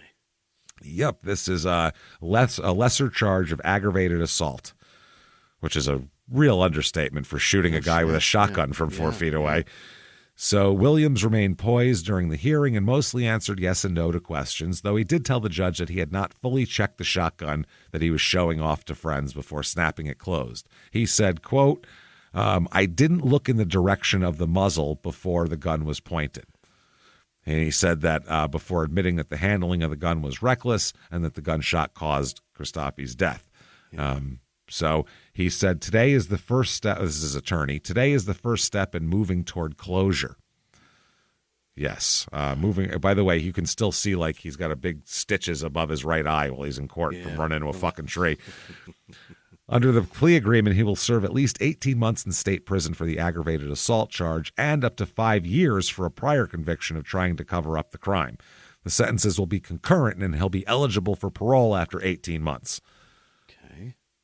Williams' friend and manager said Jayson is relieved that closure has come to this matter. He remains frustrated that he can't speak about it. He would have agreed to the aggravated assault charges years ago, but it was never an option. Man, so the prosecution asked his bail be revoked, and that's how this all happened. They said the public has a right to be protected from Jayson Williams. I think I agree with that at this point. Jesus fucking Christ, man. Hurting people every turn he makes. This is wild stuff. So there he is, February 24th, 2010. Here we go. It is sentencing time for him. And he says, this is Jayson, quote, oh, you know what? It's too short for it. It's too short. Damn it. Right. He said, there's not a day that I wake up that I do not feel sorry. I sincerely apologize. I wish I could bring back Mr. Christophe. I'll bet you do. It's really fucked your life up, hasn't it? Really probably cost you $20 million, so I bet you really do. Yeah, for nothing, no other fucking reason. Christophe's sister, though, said in a letter read by the judge here that the 5-year sentence doesn't fit the crime. She called Jayson Williams a danger to the community, and stated she has had 8 years of agony watching Jayson Williams prancing around and living his life and acting like nothing happened. Prancing around like a fucking... He just prances, this guy. I don't know, the word prance really put a fancy outfit on him and everything. He's dressed like a 17th century bugler, you know what I mean? Just prancing. He said, Jayson Williams has not shown any sign of remorse. He never apologized to my family. She recalled that after the jury could not agree on a manslaughter charge, she saw Williams and his friends immediately after the verdict laughing and high-fiving. So that pissed her off, she said here. Williams must serve at least 18 months of the sentence before becoming eligible for parole. And he said, Williams also said to his family, you deserve a better father, son, and brother than I have been. He didn't say husband, I noticed, because that could hurt his divorce proceedings. Yeah. Williams, who is now on the verge of bankruptcy. Oh, Jesus Christ. Wow. You got to be kidding me. Said that he has visited the grave of Christofi more times than he has visited the grave of his father, who died in November. Just there to scream at him. There, you fucking ruined my life. I had so much money. So much money. I was set. I had it all. Yeah, you're dead, but I'm the one suffering. Yeah. I was the king of New Jersey. He said, I'm not a bad man, but I acted badly. Mm-hmm. And apparently we find out he paid the Christofi family $2 million to settle the criminal suit. Not enough. Or the civil suit. Yeah. He said that he wanted to apologize previously, but the family was prevented by others who had agendas from approaching them. Uh-huh. Yeah. He added that he's deeply sorry and will work on improving himself. He said, quote, that's who I am. That's who I want my daughters to be proud of. Sure. And holy shit. He also, by the way, has adopted the daughters of his 2 half-sisters from years ago. But they're like 38 years old, I think, now. His one sister died in the 80s, for Christ's sake. Right, Her kid's got to be older. So there's a reverend involved here of the Baptist Church in Franklin who sat in the front row behind them and sat next to Tanya Williams, who she still is estranged wife. And he said he's seen no signs of depression in Jayson Williams in recent weeks. He said he doesn't feel as if he's a victim. He's adding that he thought the sentence was reasonable. Really? Tanya Williams, the wife, said after her husband's sentencing that her husband, quote, has changed significantly in the last 6 weeks since he pleaded. Mm-hmm. Less cocky, I don't know. And, he said he's just been a better guy. Tanya Williams says, quote, I'm numb. Confession is good for the soul. God's will has been done. That's all she would say. Yeah. Yeah, it's the New Jersey Supreme Court, not real, or Superior Court, not really God's will, but whatever. So Jayson Williams now seeks dismissal of his DUI charge. Wants that gone. He's trying to get rid of that shit. Yeah, he's like, I'm fucked up enough here. Please just help me do that. Jayson Williams' associate, July 15th, 2010, he's going to be sentenced now. This is a man charged with hiding Jayson Williams' bloody clothes. Remember John Gordnick from all the way the fuck back there? Yeah, he's the clothes hider here. He's going to be sentenced here. He was present with the shotgun and all that shit. So we know all about him. He testified that Williams gave him the bloody clothes. So he obviously admitted to all this. And there you go. So he's going to be, we don't know what he's going to be sentenced to, but he's going to be sentenced. August 20th, 2010, the Daily News has an article, Let Jayson Pay for His Tree. That's what the city said. They said the city is not extending an olive branch to disgraced NBA star Jayson Williams. Instead, it's making him pay for the whole tree. During a court hearing, on the drunken driving bust, the city will seek more than $16,000 in restitution to replace a 40-foot honey locust tree. It's a mature tree. Did it die or did he cut it down? I think he hit it with an SUV. Oh, that one. He fucking destroyed it. Yeah. I think so it's dying and it's ruined, and they want him to put a new one in. Yeah. He slammed into the tree at East 20th Street and Avenue C. Yeah. He was charged with driving while intoxicated and may plead guilty today. And might as well. He's already in jail. So can we slap that together with this? Sure. August 21st, 2010, he is going to plead guilty in the DUWI case here. And it's going to add more bullshit to him. Absolutely. They said his voice, sometimes unsteady, apologized to his family and said he was working to rebuild his life as he pleaded guilty. His 1-year sentence, they give him, you, sir, may fuck off 1 year in prison for the misdemeanor events, will follow the 5-year. So he has to do this after. It's not concurrent. Okay. It's a separate thing. Yeah. The Williams said it seems excessive, but it's a small price to pay if it helps to deter drunk driving. Oh, I'll do it for the people. Yeah. This motherfucker should run for office, bro. He's so kind. I'll make terrible mistakes that can hurt lots of people. Then I'll act like just for getting the consequences I can't help. I'll act like I'm being a big fucking altruistic teddy bear over that shit. Yeah. What a guy. He says, I'll be that poster child for that if it's going to save lives. Is that right? What a Guess Jesus. What? You're going to jail whether it's going to save lives or not, motherfucker. I'll die for all of our sins. Yeah. You're going to jail because a judge told you to go there. That's why you're going there, not for any other reason. Right. He's acting like he's volunteering for it. Like, you know what? I'm going to be the guy here. I'm going to martyr myself for the cause. He says, I'm doing the best I can in New Jersey, so this will never happen again. No, you're not. Oh, you're in court for doing it. That's what you're doing. Yeah. This isn't. He's acting like he's part of some like fucking study team that's going to try to curb drunk driving and figure out solutions to it. What a fucking asshole. September 3rd, 2010. Now he's fighting conviction now. Yeah, he says that he broke his neck now when he drove his Mercedes SUV off FDR Drive, jumped a curb onto the exit ramp, and smashed into a tree near East 20th Street. His neck was been broken this whole time? So he said, busted neck. Busted neck, yeah. Spinal. Broke my back. Broke my back. September 14th, 2010, Williams puts his Bluffton home, the South Carolina beautiful beach home, on the market. It's a 7-bedroom home in Berkeley Hall, listed for $2.7 million. It's a 7-bedroom home on 4 York Circle inside Berkeley Hall, which was built in 2007. According to the site, the 17,000 square foot home. Yeah. Why do you keep building these ridiculous? Who needs 17,000 square feet? Good for Who needs that, though? But that's ridiculous if you're running out of money. Why are you doing? No, you don't. You were saying so bad. You were saying, looking at one house, you said 3,600 square feet was too much. You said it is too much, but I want 17,000. I need it. I can't find it. No, you can't afford it. Is what it is. Neither can he. Why is he building this shit? Yeah, that's my point. Why does he need over 15,000 square feet of house? It's not even just the house. It's like, dude, I perhaps I'm just too goddamn cheap, but I can't see owning something and paying the taxes are crazy. It's in South Carolina. They don't have. Oh, yeah. There's hardly any taxes because they don't do anything. There's no services either. There's nothing to do. Yeah. No. Wow.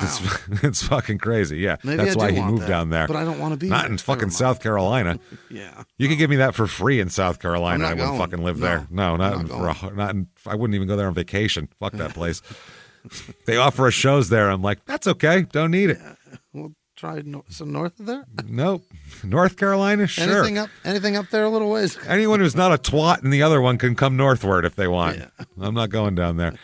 So February 2nd, the Island Packet reported burglars apparently stole at least $60,000 worth of electronics, jewelry, and sports memorabilia from the home. Is that right? They busted in. Among the items reported missing were an autographed pair of Tiger Woods shoes and handwritten lyrics by Tupac Shakur. One of the lyrics. He owned that? He bought those at an auction somewhere. Wow. Probably for a good amount of money. Yeah. And September 30th, 2010, here she comes. Tanya is talking about the abuse now. Yeah. Oh, yeah. She's holding an event, a domestic violence awareness event. You better give that woman the fucking lyrics and let her go her quiet way. Fucking, yeah. Jesus Christ. Give her Christ. her peace. Something. She said here, the amount of women affected by domestic violence is staggering. She said, I want to speak to the women who are in that situation now and give them the tools to make a change. I'm an example of what it looks like on the other side. Yeah. All you need is millions of dollars of your ex-husband's money, and you too can make a full recovery from domestic violence. If you live in a trailer park, the other side looks different. It does, yeah. The other side's another guy who will give you a black eye. Right. And another job at the Waffle House. It's a different story. Yeah, So all he had to do was give her "Shorty Wanna Be a Thug" lyrics, and this could have all gone away. All gone away. So I guess she said she endured years of psychological abuse and threats of violence. She said, when you're living in that existence, when someone causes your life to be dramatically altered because of the fear of what they might do to you, then you're a victim. I saw my personality shifted. I began to protect myself emotionally. I was always on guard. She said the evening is the evening that they're talking about here is structured more like a support group than a lecture. She said, my goal is to empower these women to start thinking about strategies to improve their situations. They can't always leave, but we can give them a level of self-esteem. They said they just need to show up and be prepared to change. They have to love themselves enough, despite their situation, to come out. So there you go. So she says, despite the infamy of my public life, I still feel like I've been blessed. I'm in the light, so I need to be helpful. I'm humbled to have this opportunity that I've created to do this. Yeah. So there you go. December 1st, 2010, Jayson Williams takes a plea deal again to a charge of aggravated assault. They're talking about that. Yeah, we're talking about all this shit here. They said that he was found not. Okay, there we go. April 5th, 2011. Okay. Former coach here pleads guilty. This is just interesting. This is just totally separate from Jayson Williams. Okay. Former coach, legendary New York City high school basketball coach who won 5 city championships and trained a number of eventual college and NBA standouts, pleaded guilty Monday in Boston to child sex abuse dating back to the 70s. Who the hell is that? Robert Oliva, 66, was sentenced in Suffolk Superior Court 5 years probation after pleading guilty to 2 counts of child rape and 1 count of disseminating pornography to a minor. The victim, then 14 years old, was not one of Olivia's high school players, somebody else. The prosecutor said they were able to charge him in the 35-year-old case because the statute of limitations was frozen while he lived out of state. Oh. So it was like it was still 1977. Got him.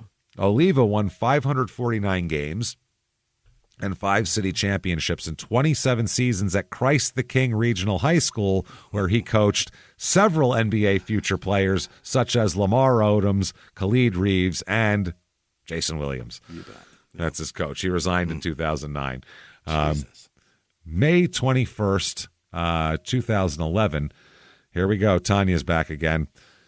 Tanya is talking about 2 men who took her on a terrifying trailer ride through Bluffton last week should be booked on charges like assault and reckless endangerment or kidnapping. Mm-hmm. She said, I'm fully prepared to continue to fight until this criminal charges are leveled. She said the elements of this are unquestionable. A criminal act happened. Apparently on May 10th, she saw 2 men loading her $12,000 golf cart on a trailer. People were robbing her. Uh-huh. So they said that Charles Houston told deputies that he had power of attorney over the assets of the divorcing couple. This is a guy who was supposed to take this shit, apparently. And he and Michael Walters were taking the cart to be appraised. A confrontation ensued, and Houston drove off while Tanya was aboard the trailer. She stood on the trailer and said, I'm not getting off. And they said, okay, and just started driving. We're leaving with it. Get in if you want. Fuck off the trailer then. After traveling to a side street near the intersection of US 278 and South Carolina 170, Tanya claims Houston hit the brakes and then quickly accelerated, breaking the chain that held the cart in place and causing her and the cart to fall from the trailer. Oh, my God. If you think someone's stealing your shit, call the cops. Otherwise, this type of stuff could happen. Don't do this. This isn't good. They said that he did not know whether she was on board when Houston drove away, but saying that she was screaming and in such a panic that an individual in another vehicle called 911 from the highway. Because they saw a woman hanging on with her fucking feet dangling off a trailer for dear life. Weld a fucking air tag to that thing and let it go. Yeah. She said there's no possible way these men did not know I was on the back of that trailer. This is fucking funny, man. So that's kind of hilarious, honestly. No one's really hurt. She's fine. So it's just kind of funny at this point. August 13th, 2011, Jayson Williams is moving to jail. Yeah. He'll be transferred from the Mid-State Correctional Facility in Wrightstown to finish his sentence for aggravated assault. From there he'll begin serving a 1-year sentence for DUI in New York City. There you go. So they're going to move. January 30th, 2012, former All-Star Jayson Williams, quote, the Moses of Rikers. Oh, boy. Oh, my God. Is writing a new book. That's why. Okay. Fucking ridiculous. Yes, he's writing a new book. He wrote Loose Balls before, and then he has this memoir that came out that seems like a huge load of steaming horse shit at that point. It's called, you know what the new title of it is? Tell me. Humbled. Oh. Humbled. Wow. Yeah, that's what it is. So that's fucking ridiculous. Is this about Chris? Let's see. One guy here, Christopher Hughes, who was imprisoned alongside Williams, who was interviewed, said this. He termed him the Moses of Rikers. He said Williams worked as a suicide prevention assistant for a week on the midnight shift to help inmates who are contemplating killing themselves. Oh, well, he's Moses, obviously. What a guy. Yeah, Jesus Christ. He also, they said, receives tons of mail and spends 4 hours a day writing back, and also penning a second book, which includes the bombshell that he was sexually abused as a child. Oh. And he said, it's raw. That's what the guy his prison pal said. Despite the goofy title and cheery tone, Williams' first book is sadly foretelling and also quite raw at times. Definitely worth the read in spite of the distaste you should have for Williams' life gone wrong. They mean Loose Balls is what they're considering. Right. Williams wouldn't be the first guy to turn his life around while in prison, but he also wouldn't be the first guy to briefly turn his life around in prison before falling back into old habits. Yeah. Miami Herald, January 31st, 2012. Big article. Ex-NBA star, now Moses of Rikers. Fantastic. They're just going to... It's wild, man. They said people treat him like a star. Every single person shakes his hand. He is like Moses, the Moses of Rikers. Yeah. Jayson would sign people's Bibles in church. Is that right? Yeah, that's weird. You didn't write that, sir. Or, based on everything I've seen, fucking read it either. You've got nothing to do with this. That is fucking wild. March 20th, 2012, he is to be released from prison. Okay. Yeah, they're saying that he's currently serving his 1-year term, and he is projected to be released on April 15th. Mm-hmm. April 13th, 2012, he's released from jail. 9:15 a.m. He crossed over the Rikers Bridge, leaving the island behind in favor of a chilly Queens morning. Okay. He had spent his last 8 months there, and he said, I'm eager to see my daughters, my mother, my siblings, and make amends for what they've been through. Start my life over with God being first and in the center of everything I do. Is that what he's going to do? It's exactly what he's going to do. Okay. He said... yeah, that's it. He wouldn't talk more to reporters. That's all he said. He exited a bus and got onto the SUV, which took off, and he's gone. He's a released status. So just to go over his violence, 92 was the busting a mug over a head of a bar worker. Right. 1994 was firing a weapon at nobody. There's also trying to rough up a cop that one time. Right. There's the shooting. There's the suicidal shit. There's the beating up his wife, allegedly. Yeah. There's the hotel room. There's a lot of stuff going on here. He's a bad guy. He's not, the bar done a fight. lot of bad things. The fucking killing a tree. He's done all sorts of shit here. Wow. He said that his hope is that he was going to be a different guy now. One of his friends said, I hope it doesn't scar him for everything good that he did.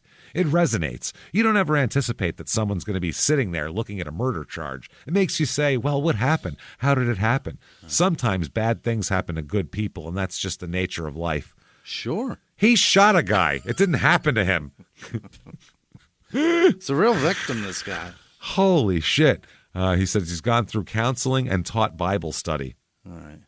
Which couldn't mean less to me. No. I'm in prison for killing a guy, and now I like the Bible. I don't care what the fuck book you like. Fuck off. Pretty awesome. I'm in here, and now I'm super into fucking Tom Clancy novels. Great. Enjoy. Don't big fucking Lord care. Big Lord of the Rings guy. Yeah, big Tolkien guy. Wonderful. Knock yourself out.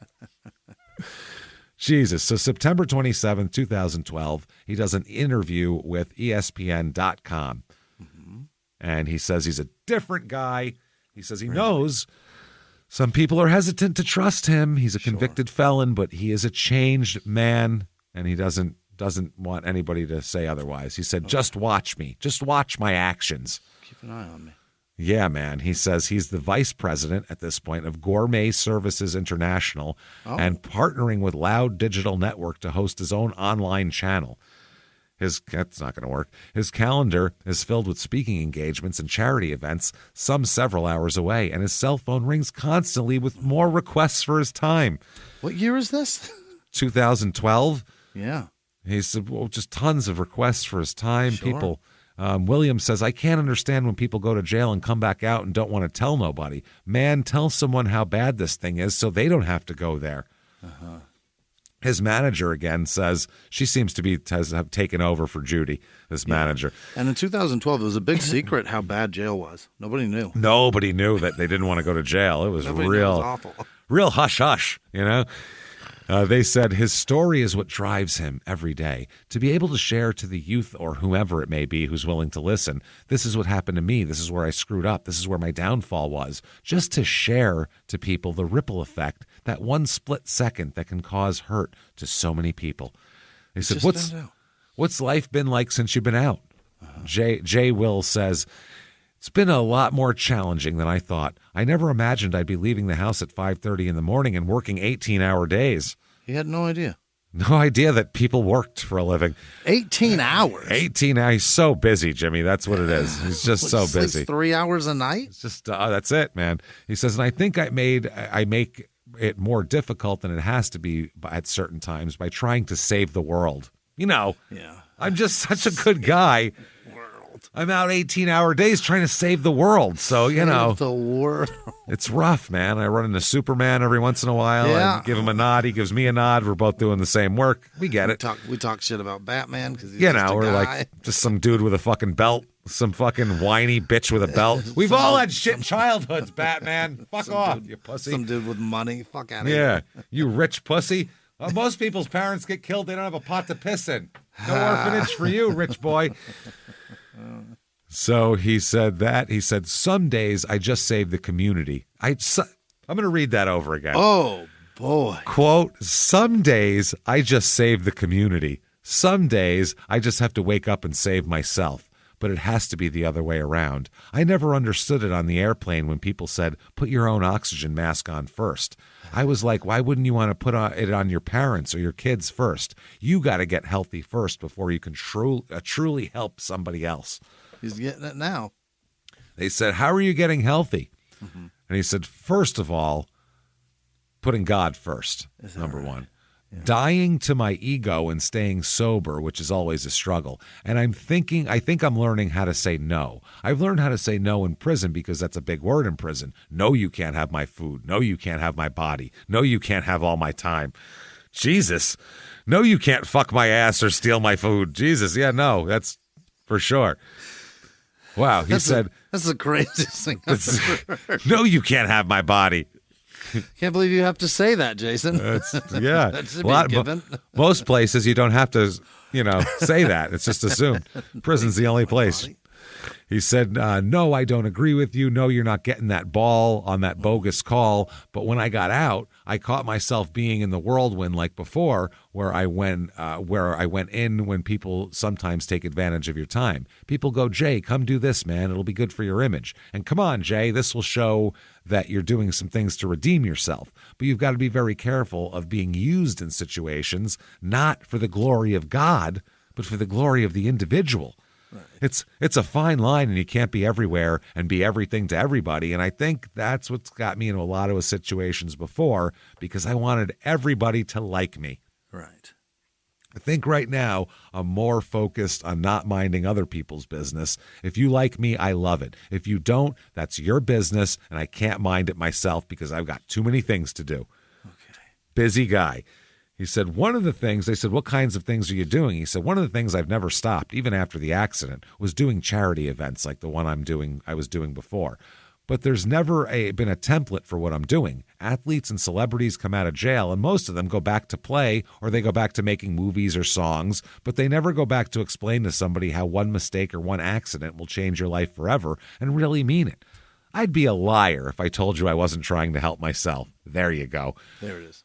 But I truly don't want to see anybody cause any more pain to anybody. And I don't want to see anybody in a cage, man. Everybody thinks they're so tough and they can go to jail. I've never seen a newbie go to jail and not cry the first 2 months every night, scream, and have to go to suicide prevention in front of his cell.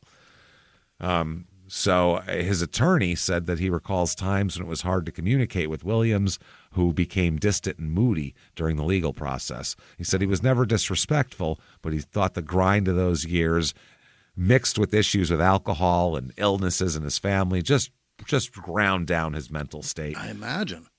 He said that's why Williams said the first time he had peace during this time of his life was the day he was finally sentenced to prison. Said he went to his cell, closed the door, and said, "It's finally over." And then he decided, "I was going to do the time and not let the time do me." Or my cellmate. Or my cellmate will do me either, or anybody else. He said, this is the lawyer, "I began to see the change when I visited him in prison. He seemed very accepting. He didn't know whether he was going to get parole. He didn't know what was going to happen with the New York charge, whether he'd have to go to Rikers. And it took me, he looked me dead in the eye and said, 'Whatever happens, I deserve it. I'll deal with it. Hopefully it'll be short, but if it's long, it's long.'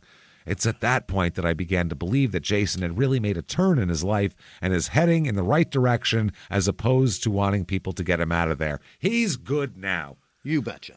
After 4 fucking episodes, he's finally good, right, everybody? Here we go. They said, "Can you talk about your time in prison?" Jayson said, "The only one that brought me peace and comfort being locked in the cage and trying to forgive myself and have other people forgive me was..."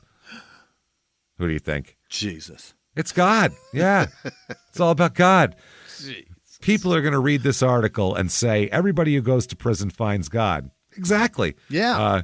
So you're damned if you do and damned if you don't. Or you could just be a normal person and not try to put it on a fucking, some fucking entity and just say, "It's on me. I got to be a better person, not be a shithead." They don't say that Jesus is for the desperate for nothing, man. I mean, you're at your end of your rope and you're leaning on the one thing. Yeah, you got nothing else. Yeah, you're leaning on the one thing that nobody can fault you for. But yeah, and nobody can take away from you. Yeah. But yeah, guess what? You could also believe in. Fault you for it. Yeah.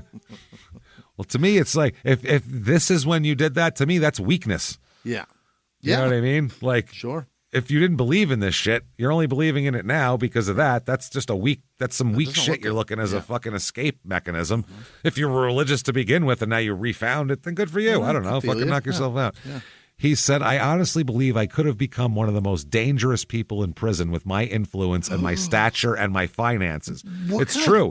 What kind of thing is that to say out loud, though? He's a giant guy that is very influential and famous and has money. He could have ran that motherfucker. He really could have. Yeah. He said, "When I first got to prison, the first couple weeks, I was like, wow, I can become a really dangerous man in here." It's an option he's thinking about. "But believe it or not, I didn't have my accountant send me one dime in prison.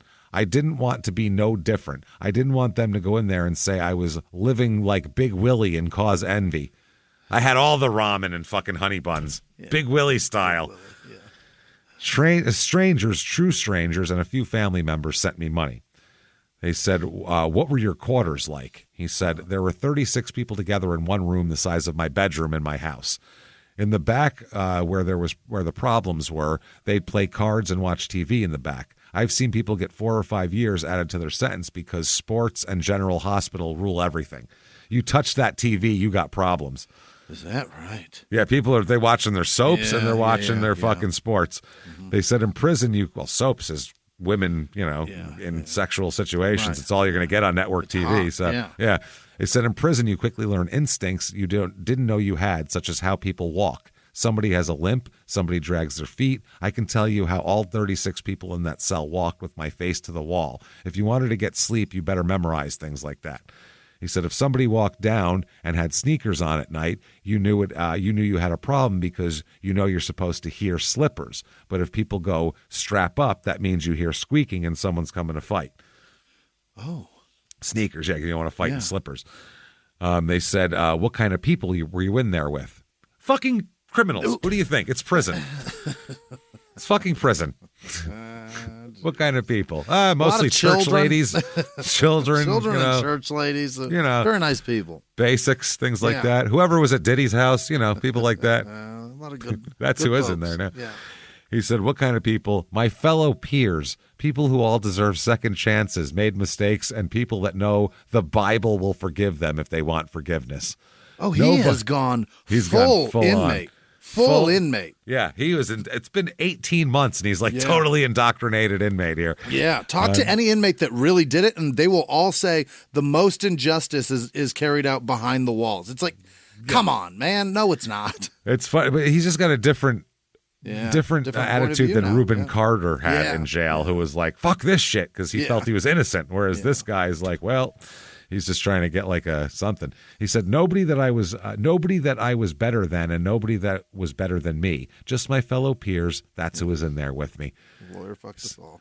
Well, that's it. What did you do with your time in prison? We started a church in there and with 2 people, and soon we had 80% of the people we lived with attending. It changed the culture. People were saying good morning. We started off with 15 minutes and then started running 25 to 30 minutes, and at the end we did 50 push-ups. We worked the mind, body, and spirit. We had people on fire for God. Which seems like Ass Kickers United, the fucking Dennis Reynolds ploy. He said, when I got transferred to Rikers, it was one of the saddest days of my life because I had to leave the church and culture we created in Mid-State Correctional Facility, and I had to leave friends that I've spent more time with except for my parents. I remember all 36 guys sitting around saying goodbye the day I left. They said, did you play ball in prison? He said, yes, the games were quite competitive. Some very athletic people in prison, but there was a whole lot of arguing. Every call went with an argument, sometimes a fight. Yeah. No one's like, no, I got him. No, none of that shit. What was the hardest part of prison? Claustrophobia, he says. I was never worried about a human being. I was worried about being claustrophobic. That I understand. Being 6'10" and being in a place that's not made for people that are 6'10". Yeah, being almost as long as your cell. Yes. I feel claustrophobic, like in small hotel rooms where I feel like I could touch the sides with my hands. If I was even bigger, I'd be like, holy fuck, that would be horrible. Isn't it 6x8? The man can almost lay down, touch his head and toes to the bars and wall. That's crazy. Yeah, well, he had a big room, I think, was there. Right. He said this is in Rikers. At Rikers, they lock the door and you hear it. He said, and they double lock it. You can't see out of the windows. They're barred up, full of dirt and grime, and there's no light that comes through there. It was August, and the walls were sweaty, and you're locked in a cell. Gross. Walls dripping. Jesus. Fuck. They said being left alone in your cell with your thoughts is a dangerous thing. That's why there are suicide prevention assistants walking up and down the halls. This article goes on to say, thankfully for Williams, he had found an outlet for his contemplations through his cellmate, Matt Marr, a former soccer player who's in the midst of serving a 5-year sentence for killing a man while drunk driving. Mm-hmm. The 2 professional athletes formed a bond at the state prison. They studied Bible together, played ball together, and even cooked together. Well, that's just a lovely relationship they're having. Usually mackerel with ramen noodles. Oh, God. That would be decent. Better way Fish. To get some... Yeah, put whatever in there. It's like it's like a fucking soup at that point, like a ramen soup, like you get from a place. Yeah, no, it is what it is. Not in prison. No, mackerel's good, man. You don't like fish. Yeah, I don't want prison mackerel and prison noodles. No, I have a feeling though I don't think mackerel is on the prison menu. I think that's. I'll bet it's a salted canned one. It probably is. Yeah, it's not just a fucking fillet. You're not sitting there scaling fish in there probably. Williams said that Marr was the one person Williams could truly trust at all times. He said, I only ate with one person. You can't eat with just anybody because you don't know how their day is going. True. Oh. He said Marr also started a blog while in prison. There was no internet, but he would write and date his entries, then send them in an envelope to his mother, who would post them online. Mm-hmm. Williams began to write too. He said he wasn't comfortable with the blog format and started to addressing letters to his father, who died in 2009 from a stroke. He said just using the inside of a pen, because in prison the outside plastic parts of a pen could be just as mighty as a sword. Mm-hmm. So he poured out his thoughts about God, prison, family, and many tragedies in his personal life here. In June, he published many of these letters into a second book, which is called Humbled. Oh, my God. So they said, how did the Humbled book come about? He said, I remember writing 25 to 30 pages at 5:30 to 6 in the morning while people were sleeping and not remember what I wrote. I wrote so much stuff and sent it to Matt Maher's mother, who kept it for safekeeping for me and would read it. He said one time Matt's friend had a death in the family and she read the letters and it was bringing her peace and comfort. She asked me after about 16 months in prison, Jay, would you mind if I put some of these stories together? He said, I actually had a 7-digit advance to write a salacious book with the #1 literary agent, and I spoke to a famous person who told me I got too much God in my book. I had to make a decision. Do I want to make this a Hollywood bestseller, Shawshank Redemption, or do I want to let go and let God? He said, I self-published it and let go and let God. The book's proceeds go to charity. Yeah. He means New York bestseller. Yeah, get the fuck out of here. Hollywood doesn't have bestsellers. Fucking ridiculous. So he says he wants to get this book out to as many people as possible. Mm-hmm. And he said, God tries to deal with me privately for years, but I said, God, when I get to be about 42, 43, I'll get back to you. Then God said, I've been trying to deal with you privately. Now I'm going to deal with you publicly. Here comes news cameras. Here comes all your business in the street. Here comes your bottom.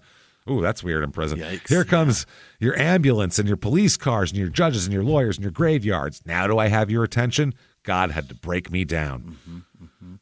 He says he can still display the same wit and humor as he did before. He said, but, it's different. He said, with my family, with 3 sisters being killed and the tragedies of being molested by someone you trusted and causing so much pain like taking an innocent man's life like I did, we have to find something to make us smile. Wow, I guess so. They said, what do you still struggle with now? He said, I struggle with the loss of lives, the loss of Mr. Christofi and the loss of my father. An hour doesn't go by that I don't think about the accident, about how I can repay this as to bring back Mr. Christofi. And not one person died that night. 2 people died. My dad had never been in the hospital in 70 years. That's the ripple effect. I can do my time, but can my father do it? No. Can my kids do it? No. Because of prison, I haven't seen my kids in years. And he says, they said, does that affect you? And he said, you never sleep, and you can't blame them. They didn't recklessly mishandle the shotgun. I did. Oh, wait, hold on. He's admitting it now. Finally. That's nice. Yeah. He said, how does the accident play a role in your life now? He said, you never look at it for pity for yourself. I caused pain, so I have to constantly go to Scripture. Okay. Jesus Christ. So he said, poor me, my butt. I caused this. All right. My butt, which is fucking hilarious. My butt. He said, when you haven't seen your kids in years and you're going around trying to save other people's and you have to look at yourself in the mirror and say, what's going on? Because I'm going through some difficulties, some challenges. The only ones that are hurting right now are my children, and to me, they're the biggest part of my life. This is a scar where, for whatever reason, I'm not up for Father of the Year, and it's my fault. That's the toughest thing in life because I've got the best partners in the world, and I got the best parents in the world, and I'm not a good parent. Yeah. They said, what's your relationship like with the Christofi family? And he said, they wrote me a letter years back saying they forgave me, but this had to do with legalities, something that, to be honest with you, it was like, take this few $1 million, but can you sign this letter? Do I want to have a relationship with them? Of course. From day one, I wanted to have a relationship with them. When that time comes, when they're ready, I'm ready. They said, are you able to be the fun-loving guy you were before? And he said, it's a struggle. Sure is. Yeah, he said, I dated a young lady named Cynthia Bailey, a supermodel. She's a beautiful woman inside and out, but Picasso she was not. She drew me a beautiful picture once. It was me in a clown's uniform, and the clown was crying. She titled it Tears of a Clown. Yeah, that's what it is. It's been a lot of there. Smokey Robinson had a whole fucking song about it. She said, all you do is try to make everybody else's life better, but never your own. It's one of the few pieces of artwork that I've kept. She was right. I've never had peace. He said, do you have peace now? He said, as long as I have God, I have peace. He's the prince of it, James. That's it. The Prince of Peace. That's going to be the name of this episode, by the way. Prince of Peace. I like it. Okay. He said, I always had to have the biggest car and the biggest house, because if you have the biggest car and the biggest house, you got more friends, and more friends means less insecurity. BS. It's just the other way around. Now I have fewer friends, more security, less problems, more peace, and plenty of God. More money, more problems, yeah. That's right. He says, you know who ain't going back to jail? Me. You know why? Because I'm with me, and I know me now, and I know where I'm weak. And you know what I'm saying? I don't need nobody to tell me I'm not weak when I know I'm weak and I'm struggling every day. Okay. He also says his body hurts too. Oh, he said that he's 44. He said he's down to his playing weight now. And he says that, he's been schooling some up-and-comers in the NBA on and off the court, which is why, even at 44, he isn't ruling out the possibility of attempting a comeback to the game he lost. You out of your fucking... Where are you going to play? Thailand? Where the fuck are you going? Probably. You can still play there if you can run, right? But at 44, I would assume you so. Can't run. Not in an NBA. No. Not when you're 6'10", 320. That's crazy. And you broke your fucking leg. Yeah. Yeah, and your leg's been broken and everything else. He said he plays basketball every day. He said, I mentor about 3 or 4 NBA guys and many college kids. None of them have ever beat me one-on-one. I don't know if they let me win because of where I've been, but it means so much when you can still play at their level and communicate with them. When you can dunk on somebody and then sit down and tell them, hey, man, one mistake can change your life forever. They listen. They're absorbing everything I'm telling them. They don't want this to happen to them. Yeah, because you shot a guy. I mean, yeah. They're going to listen to that. They said, what advice do you give them? And this is actually good advice. Don't nothing good happen after 11:30. It's good advice. That's a good advice. I've heard a lot. Nothing good happens after midnight. That's like a lot of athletes say. If you don't get whatever you want by 11:30, you don't need it. Go home. If Julius Erving would have tried to explain it to me when he was 40 and I was 20, which he didn't, and he's a friend, I would have listened.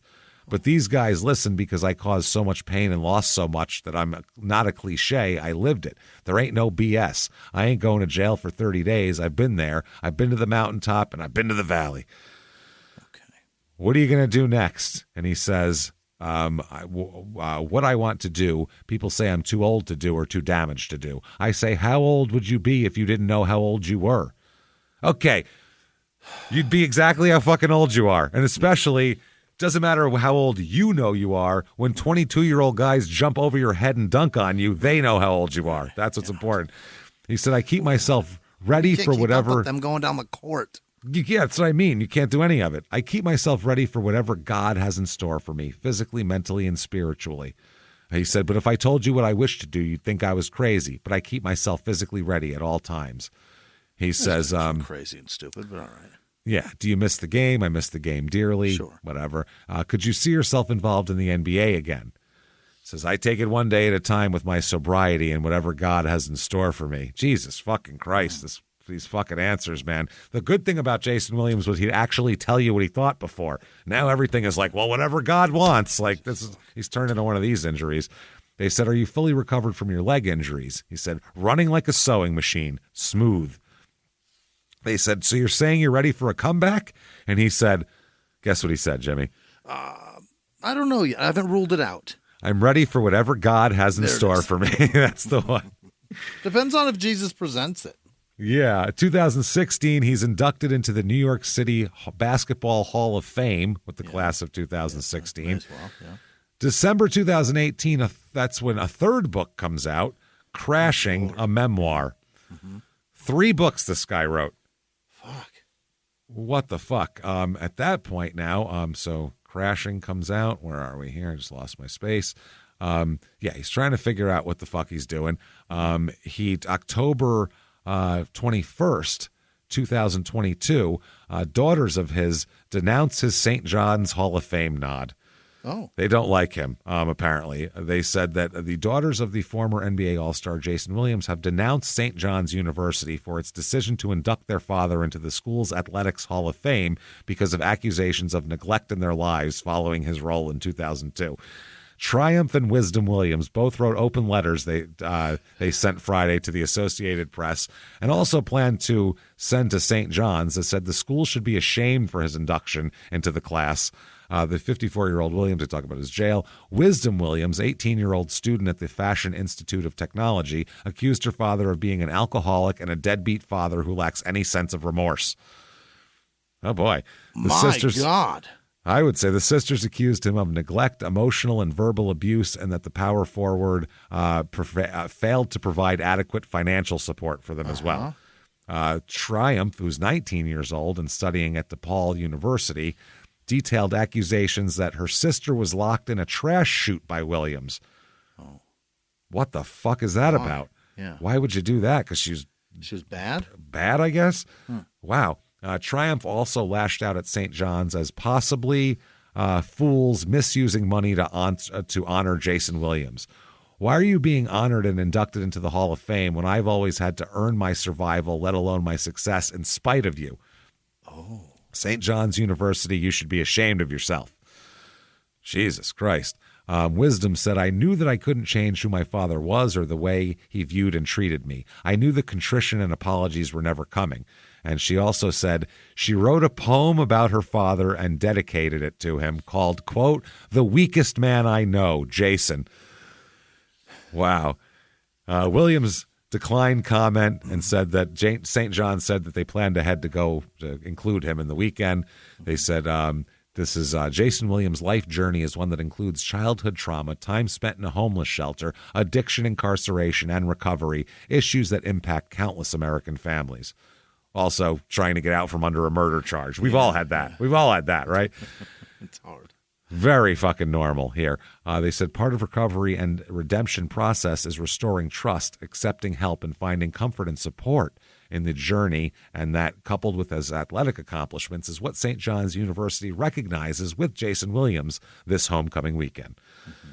Okay. They're also going to induct some Olympians here as well. 2023, that is when he's elected into the Hall of Fame. Right now, if you look up his LinkedIn, says that he is on Jayson Williams Rebound Holistic Care. Dial 8772 Rebound, the number 2 Rebound. And he's in West Palm Beach right now. And you can attend his, what is it, a camp, a conference? How do you fucking call it? It says experienced founder with a demonstrated history of working in the mental health care industry, skilled in leadership, community outreach, marketing, public speaking, and team building, strong entrepreneurship professional with a bachelor's degree focused on liberal arts and sciences from St. John's University. Golly. No idea what his fucking net worth is. I know this is wrong. Yeah, if you look at like his net worth online, it says 20 million. 40 million. What? Which, no fucking way. Not even close to that. He was almost bankrupt before. He claimed bankruptcy, for Christ's sake. He probably spent, there's no way. Wow. His contract, he made $86 million.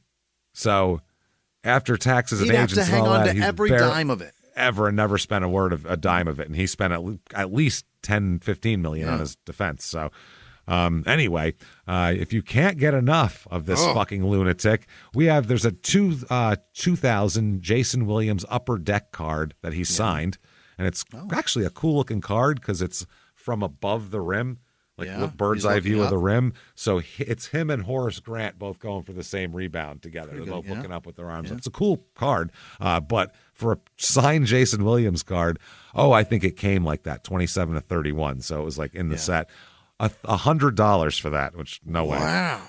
Or a regular card with no signature, a 97-98 Topps Chrome Jayson Williams is $1.30. That's a little bit better. That's a deal, yeah. And I mean, let's see here. I mean, honestly, Christophe, the kids, the family, Jayson when he was little, there's a lot of people to feel sorry for here. Certainly. But with this common name, feel bad for all those people, Jimmy, but not nearly as bad as I feel for Jay Williams, who played at Duke and then played in the NBA, was drafted in 2002, the second overall pick. So the year he shot Christophe, this guy's name was Jay Williams coming into the draft, and it was really not and okay. And that's him. Isn't it? Oh, no, wait. That's the Bulls' Jay Williams that got drafted from Duke and went to the Bulls. That's not White Chocolate. That's not Jayson. My God. That's Duke. Yeah, I thought he was a number 1 overall. Poor He was bastard. number 2 overall, the pick that year. Jayson David Williams, he was. That was his name. Poor bastard. He couldn't get away from it. Yeah. Him, though, he works for ESPN and does all sorts of NBA shit like that. So he didn't kill anybody. Yeah. Also, Jayson Williams, same spelling and everything. It says doing well by doing right. Same shit. Same shit. He works for Mason-Dixon Companies. Okay. And I don't know what the hell he's doing here. And this is Jayson Williams, same spelling, division president in Birmingham and Huntsville, Alabama, ranked by Avid #1, meeting and exceeding annual growth. AL's best companies to work for, #1. Who the fuck knows? Roush Coleman Homes he worked for. Okay. There you go. Jayson Williams, just United States. It says United States Courts. So that could be our guy. Who knows? Yeah. He's a probation officer, though, it looks like there. And that, everybody, after 4 weeks, is finally the saga of Jayson fucking Williams. There's enough of him, but I mean... He's really, man, his life has just been turmoil since he got drafted. The NBA is the worst thing to happen to him. Fucking mess. Well, he's just so arrogant, so cocky, so I'm the best. I need to be the biggest, the best, the baddest, the coolest. And he wasn't even that good. No, his best season, he had like 12-12. Like he wasn't even, or 10-10. Like he's not good. Not a great player at all by any stretch. And that was for like 2 seasons he was decent. So he had like, it's really a fucking, at least like Dennis Rodman went nuts, but he had he had a shitload of rings. Oh man, he was he's the best rebounder, one of the best who's ever lived. He's played with some of the best talent and still stood out. That's amazing. Yeah. Played with Jordan, played with David Robinson, played with all those people, still stood out. Played with the Pistons, for Christ's sake. Yeah, played with the bad boys, Isaiah, Dumars, Lambier, fucking Sally, all those guys. Still stood out. Still stood out. That's what I mean. Even before he did shit to his hair or wore a dress or did any of that shit. So Madonna. Fucking Madonna and Carmen Malectra. So there, I said Carmen Malectra. She's hot. I just call Malectra. I bet she's hot as fuck. Hi, I'm Carmen Malectra. I know I'm not what you're expecting, but that's my name. I apologize. As hot, but I'm still hot. So it's decent. I'm decent. So there you go. If you like the show, please tell everyone about it. Get on whatever app you're on. Gives 5 stars. It really helps a lot. Follow on social media at Crime and Sports. Do all of that. Definitely go to shutupandgivememurder.com. Go to the site, get tickets for the virtual live show for Halloween for Small Town Murder. It's available for 2 weeks after we do it. You can watch it 1,000,000 times. You can watch it later. You can do whatever you want. We're going to have costumes and do a show just like a regular live show, but you're in your living room. Also get your tickets for Kansas City coming up in October. Oklahoma City is sold out, so you can't get those. But get those, and a lot of them are sold out after that. Phoenix is sold out. Austin's almost sold out. New York and Boston are in December. And this fucking close. So if you'd like to go to those, get them right now. Get in there. So do that. Patreon.com/crime and sports. Get all your bonus material. Sure. Anybody $5 a month or above, you are going to get a giant back catalog of hundreds of episodes you've never heard before. And you are going to get new stuff every other week. 1 crime and sports and 1 small town murder. And God damn it, we give you all of it. Yeah. We give you a 2-for-1 there. This week, what you're going to get for crime and sports, we're going to talk about hot air balloon disasters. Oh, my God. Which I can't wait because I've never ridden in a hot air balloon because it looks like the dumbest, most dangerous thing I've ever seen. And the accidents are all the time. I'd rather dangle from that fucking foothold part of a helicopter. That seems like a safer fucking flight pattern to me. I'd rather do that. So, and then for Small Town Murder, we're going to talk about this documentary, which we're going to do this episode because we talked about it. It's tripped both of us out since 2011 when it came out. It's fucking amazing. It's called, what is it? What's Wrong with Aunt Diane? What's the matter with Aunt Diane? Something's wrong with Aunt Diane. Is that what it is? I thought it was What's is in the title. I don't know. What's Aunt Diane's fucking problem? What's your fucking problem, Aunt Diane? Hey, Diane, what's your fucking problem? Get it together. Get it together, Aunt Diane. Bunch of people die, and we're trying to figure out why and how and what the fuck happened, and it's so hard to figure out and twist it. So we'll talk all about that. Patreon.com/crime and sports, and you get a shout out. You bet. At the end of the show, which comes when, everybody? Right now. Right, motherfucking now. Jimmie, hit me with the names of the people who would never, ever, ever run off the road drunkenly, take out our trees. Or worse. Hit me with or worse. Hit me with those names right fucking now. This week's executive producer are Gary Howard, Kylie Magnuso, Gary. Jacob Williams. We both wear a large, and the P.O. box is on the website. Why, thank you, sir. Julie Bergake. Bragacki. It's 2Ks, man. Happy birthday, Julie. Well, happy birthday, Julie with a crazy last name. Yeah, happy birthday, Leanne Corbett also.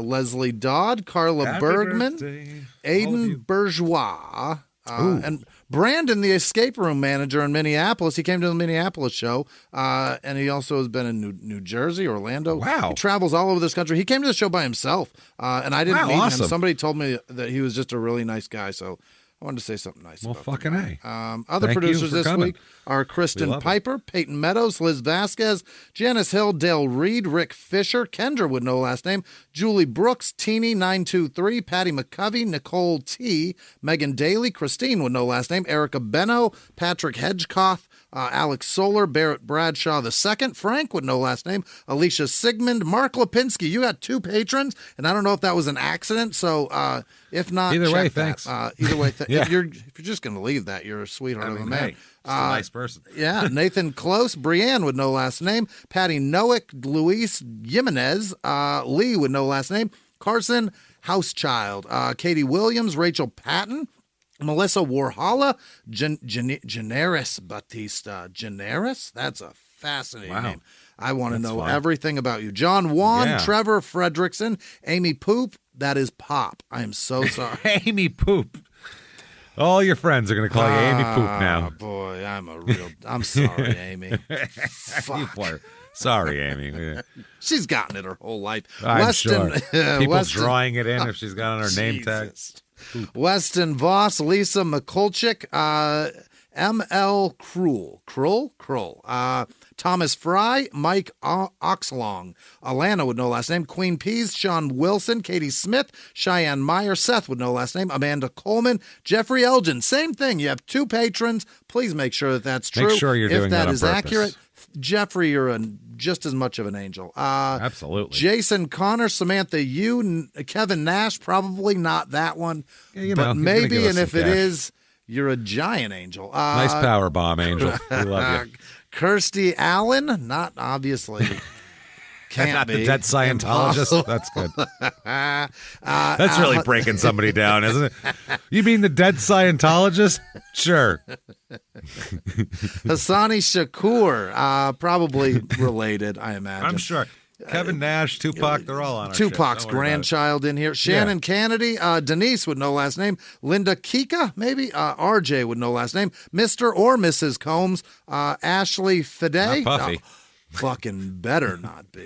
I don't want want your it. money, I don't want a Puffy. dime of it. You need it for your fucking lube. Actually, give it to us. You're going to do terrible things with it. So, yes, we do want it. We'll do nice things with it. Ashley Fede, Brian Ball, Sean Holman Green, Lakesha Press, Ellie J. Yep, nope, that's LJ. Josh with no last name, Chris Conley, Maria Stavronides, Jake Hoogmood. Hoogmood? Hoogmood.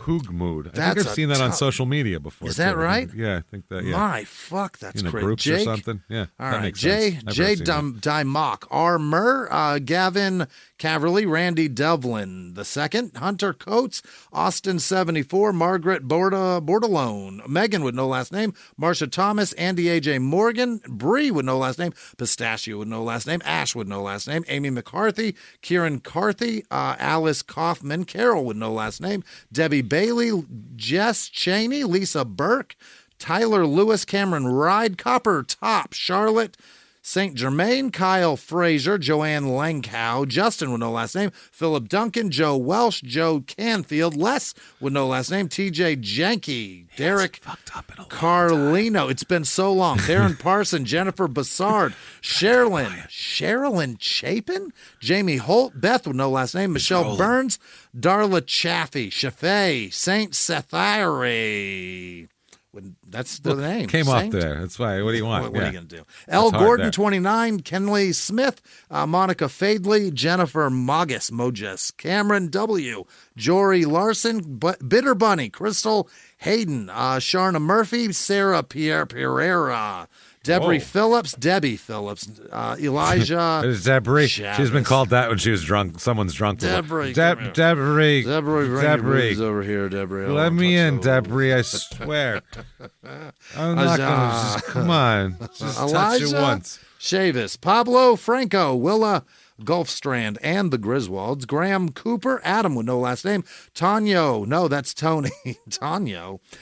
Grezovich Jr., Julie Fitz, Brad with no last name, Margaret Lohberger, Derek Janarone, Megan Broomhall, B. Chowell, Dongus with no last name, Sandra Patterson, Xander Burden, Maggie Spawn, Kaylee from the Mooch. Where's the Mooch, James? I don't know. The Beats Muck? the shit out of me. Maybe Winnemucca. I'll bet it's from the Muck. Maybe, yeah. It's probably the Muck. Nevada. And Poop. And Poop. Poop. Every week, we've got to thank Poop. And all of our patrons. Poop. You guys are amazing. Thank you. Thank you so much, everybody, for all that you do for us, all you've done for us, and all that you will continue to do for us if you feel like doing that. So we appreciate the shit out of everything, and we have someone new for you next week for Crime and Sports. It'll be a one-parter, and it's going to be the complete opposite of this because it's a very young guy who's really had some serious flashes in the pan here with in the legal world. It's a lot of fun. Well, it's an asshole, but it's a lot of fun. We'll get into that and keep listening and keep watching and keep doing all that shit and keep buying tickets. Thank you for being around, and if you want to follow us, shutupandgivememurder.com has the drop-down menu to do that. And keep coming back week after week live from the Crime and Sports Studios. We will see you next week. Bye.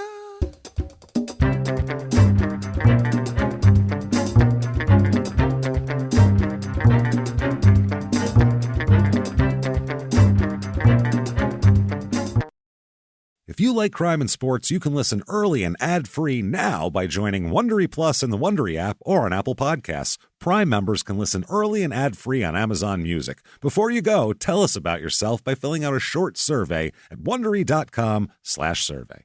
A few miles from the glass spires of Midtown Atlanta lies the South River Forest. In 2021 and 2022, the woods became a home to activists from all over the country who gathered to stop the nearby construction of a massive new police training facility, nicknamed Cop City. At approximately 9 o'clock this morning, as law enforcement was moving through various sectors of the property, an individual, without warning, shot a Georgia State Patrol trooper. This is We Came to the Forest, a story about resistance. The abolitionist mission isn't done until every prison is empty and shut down. Love and fellowship. It was probably the happiest I've ever been in my life. And the lengths we'll go to protect the things we hold closest to our hearts.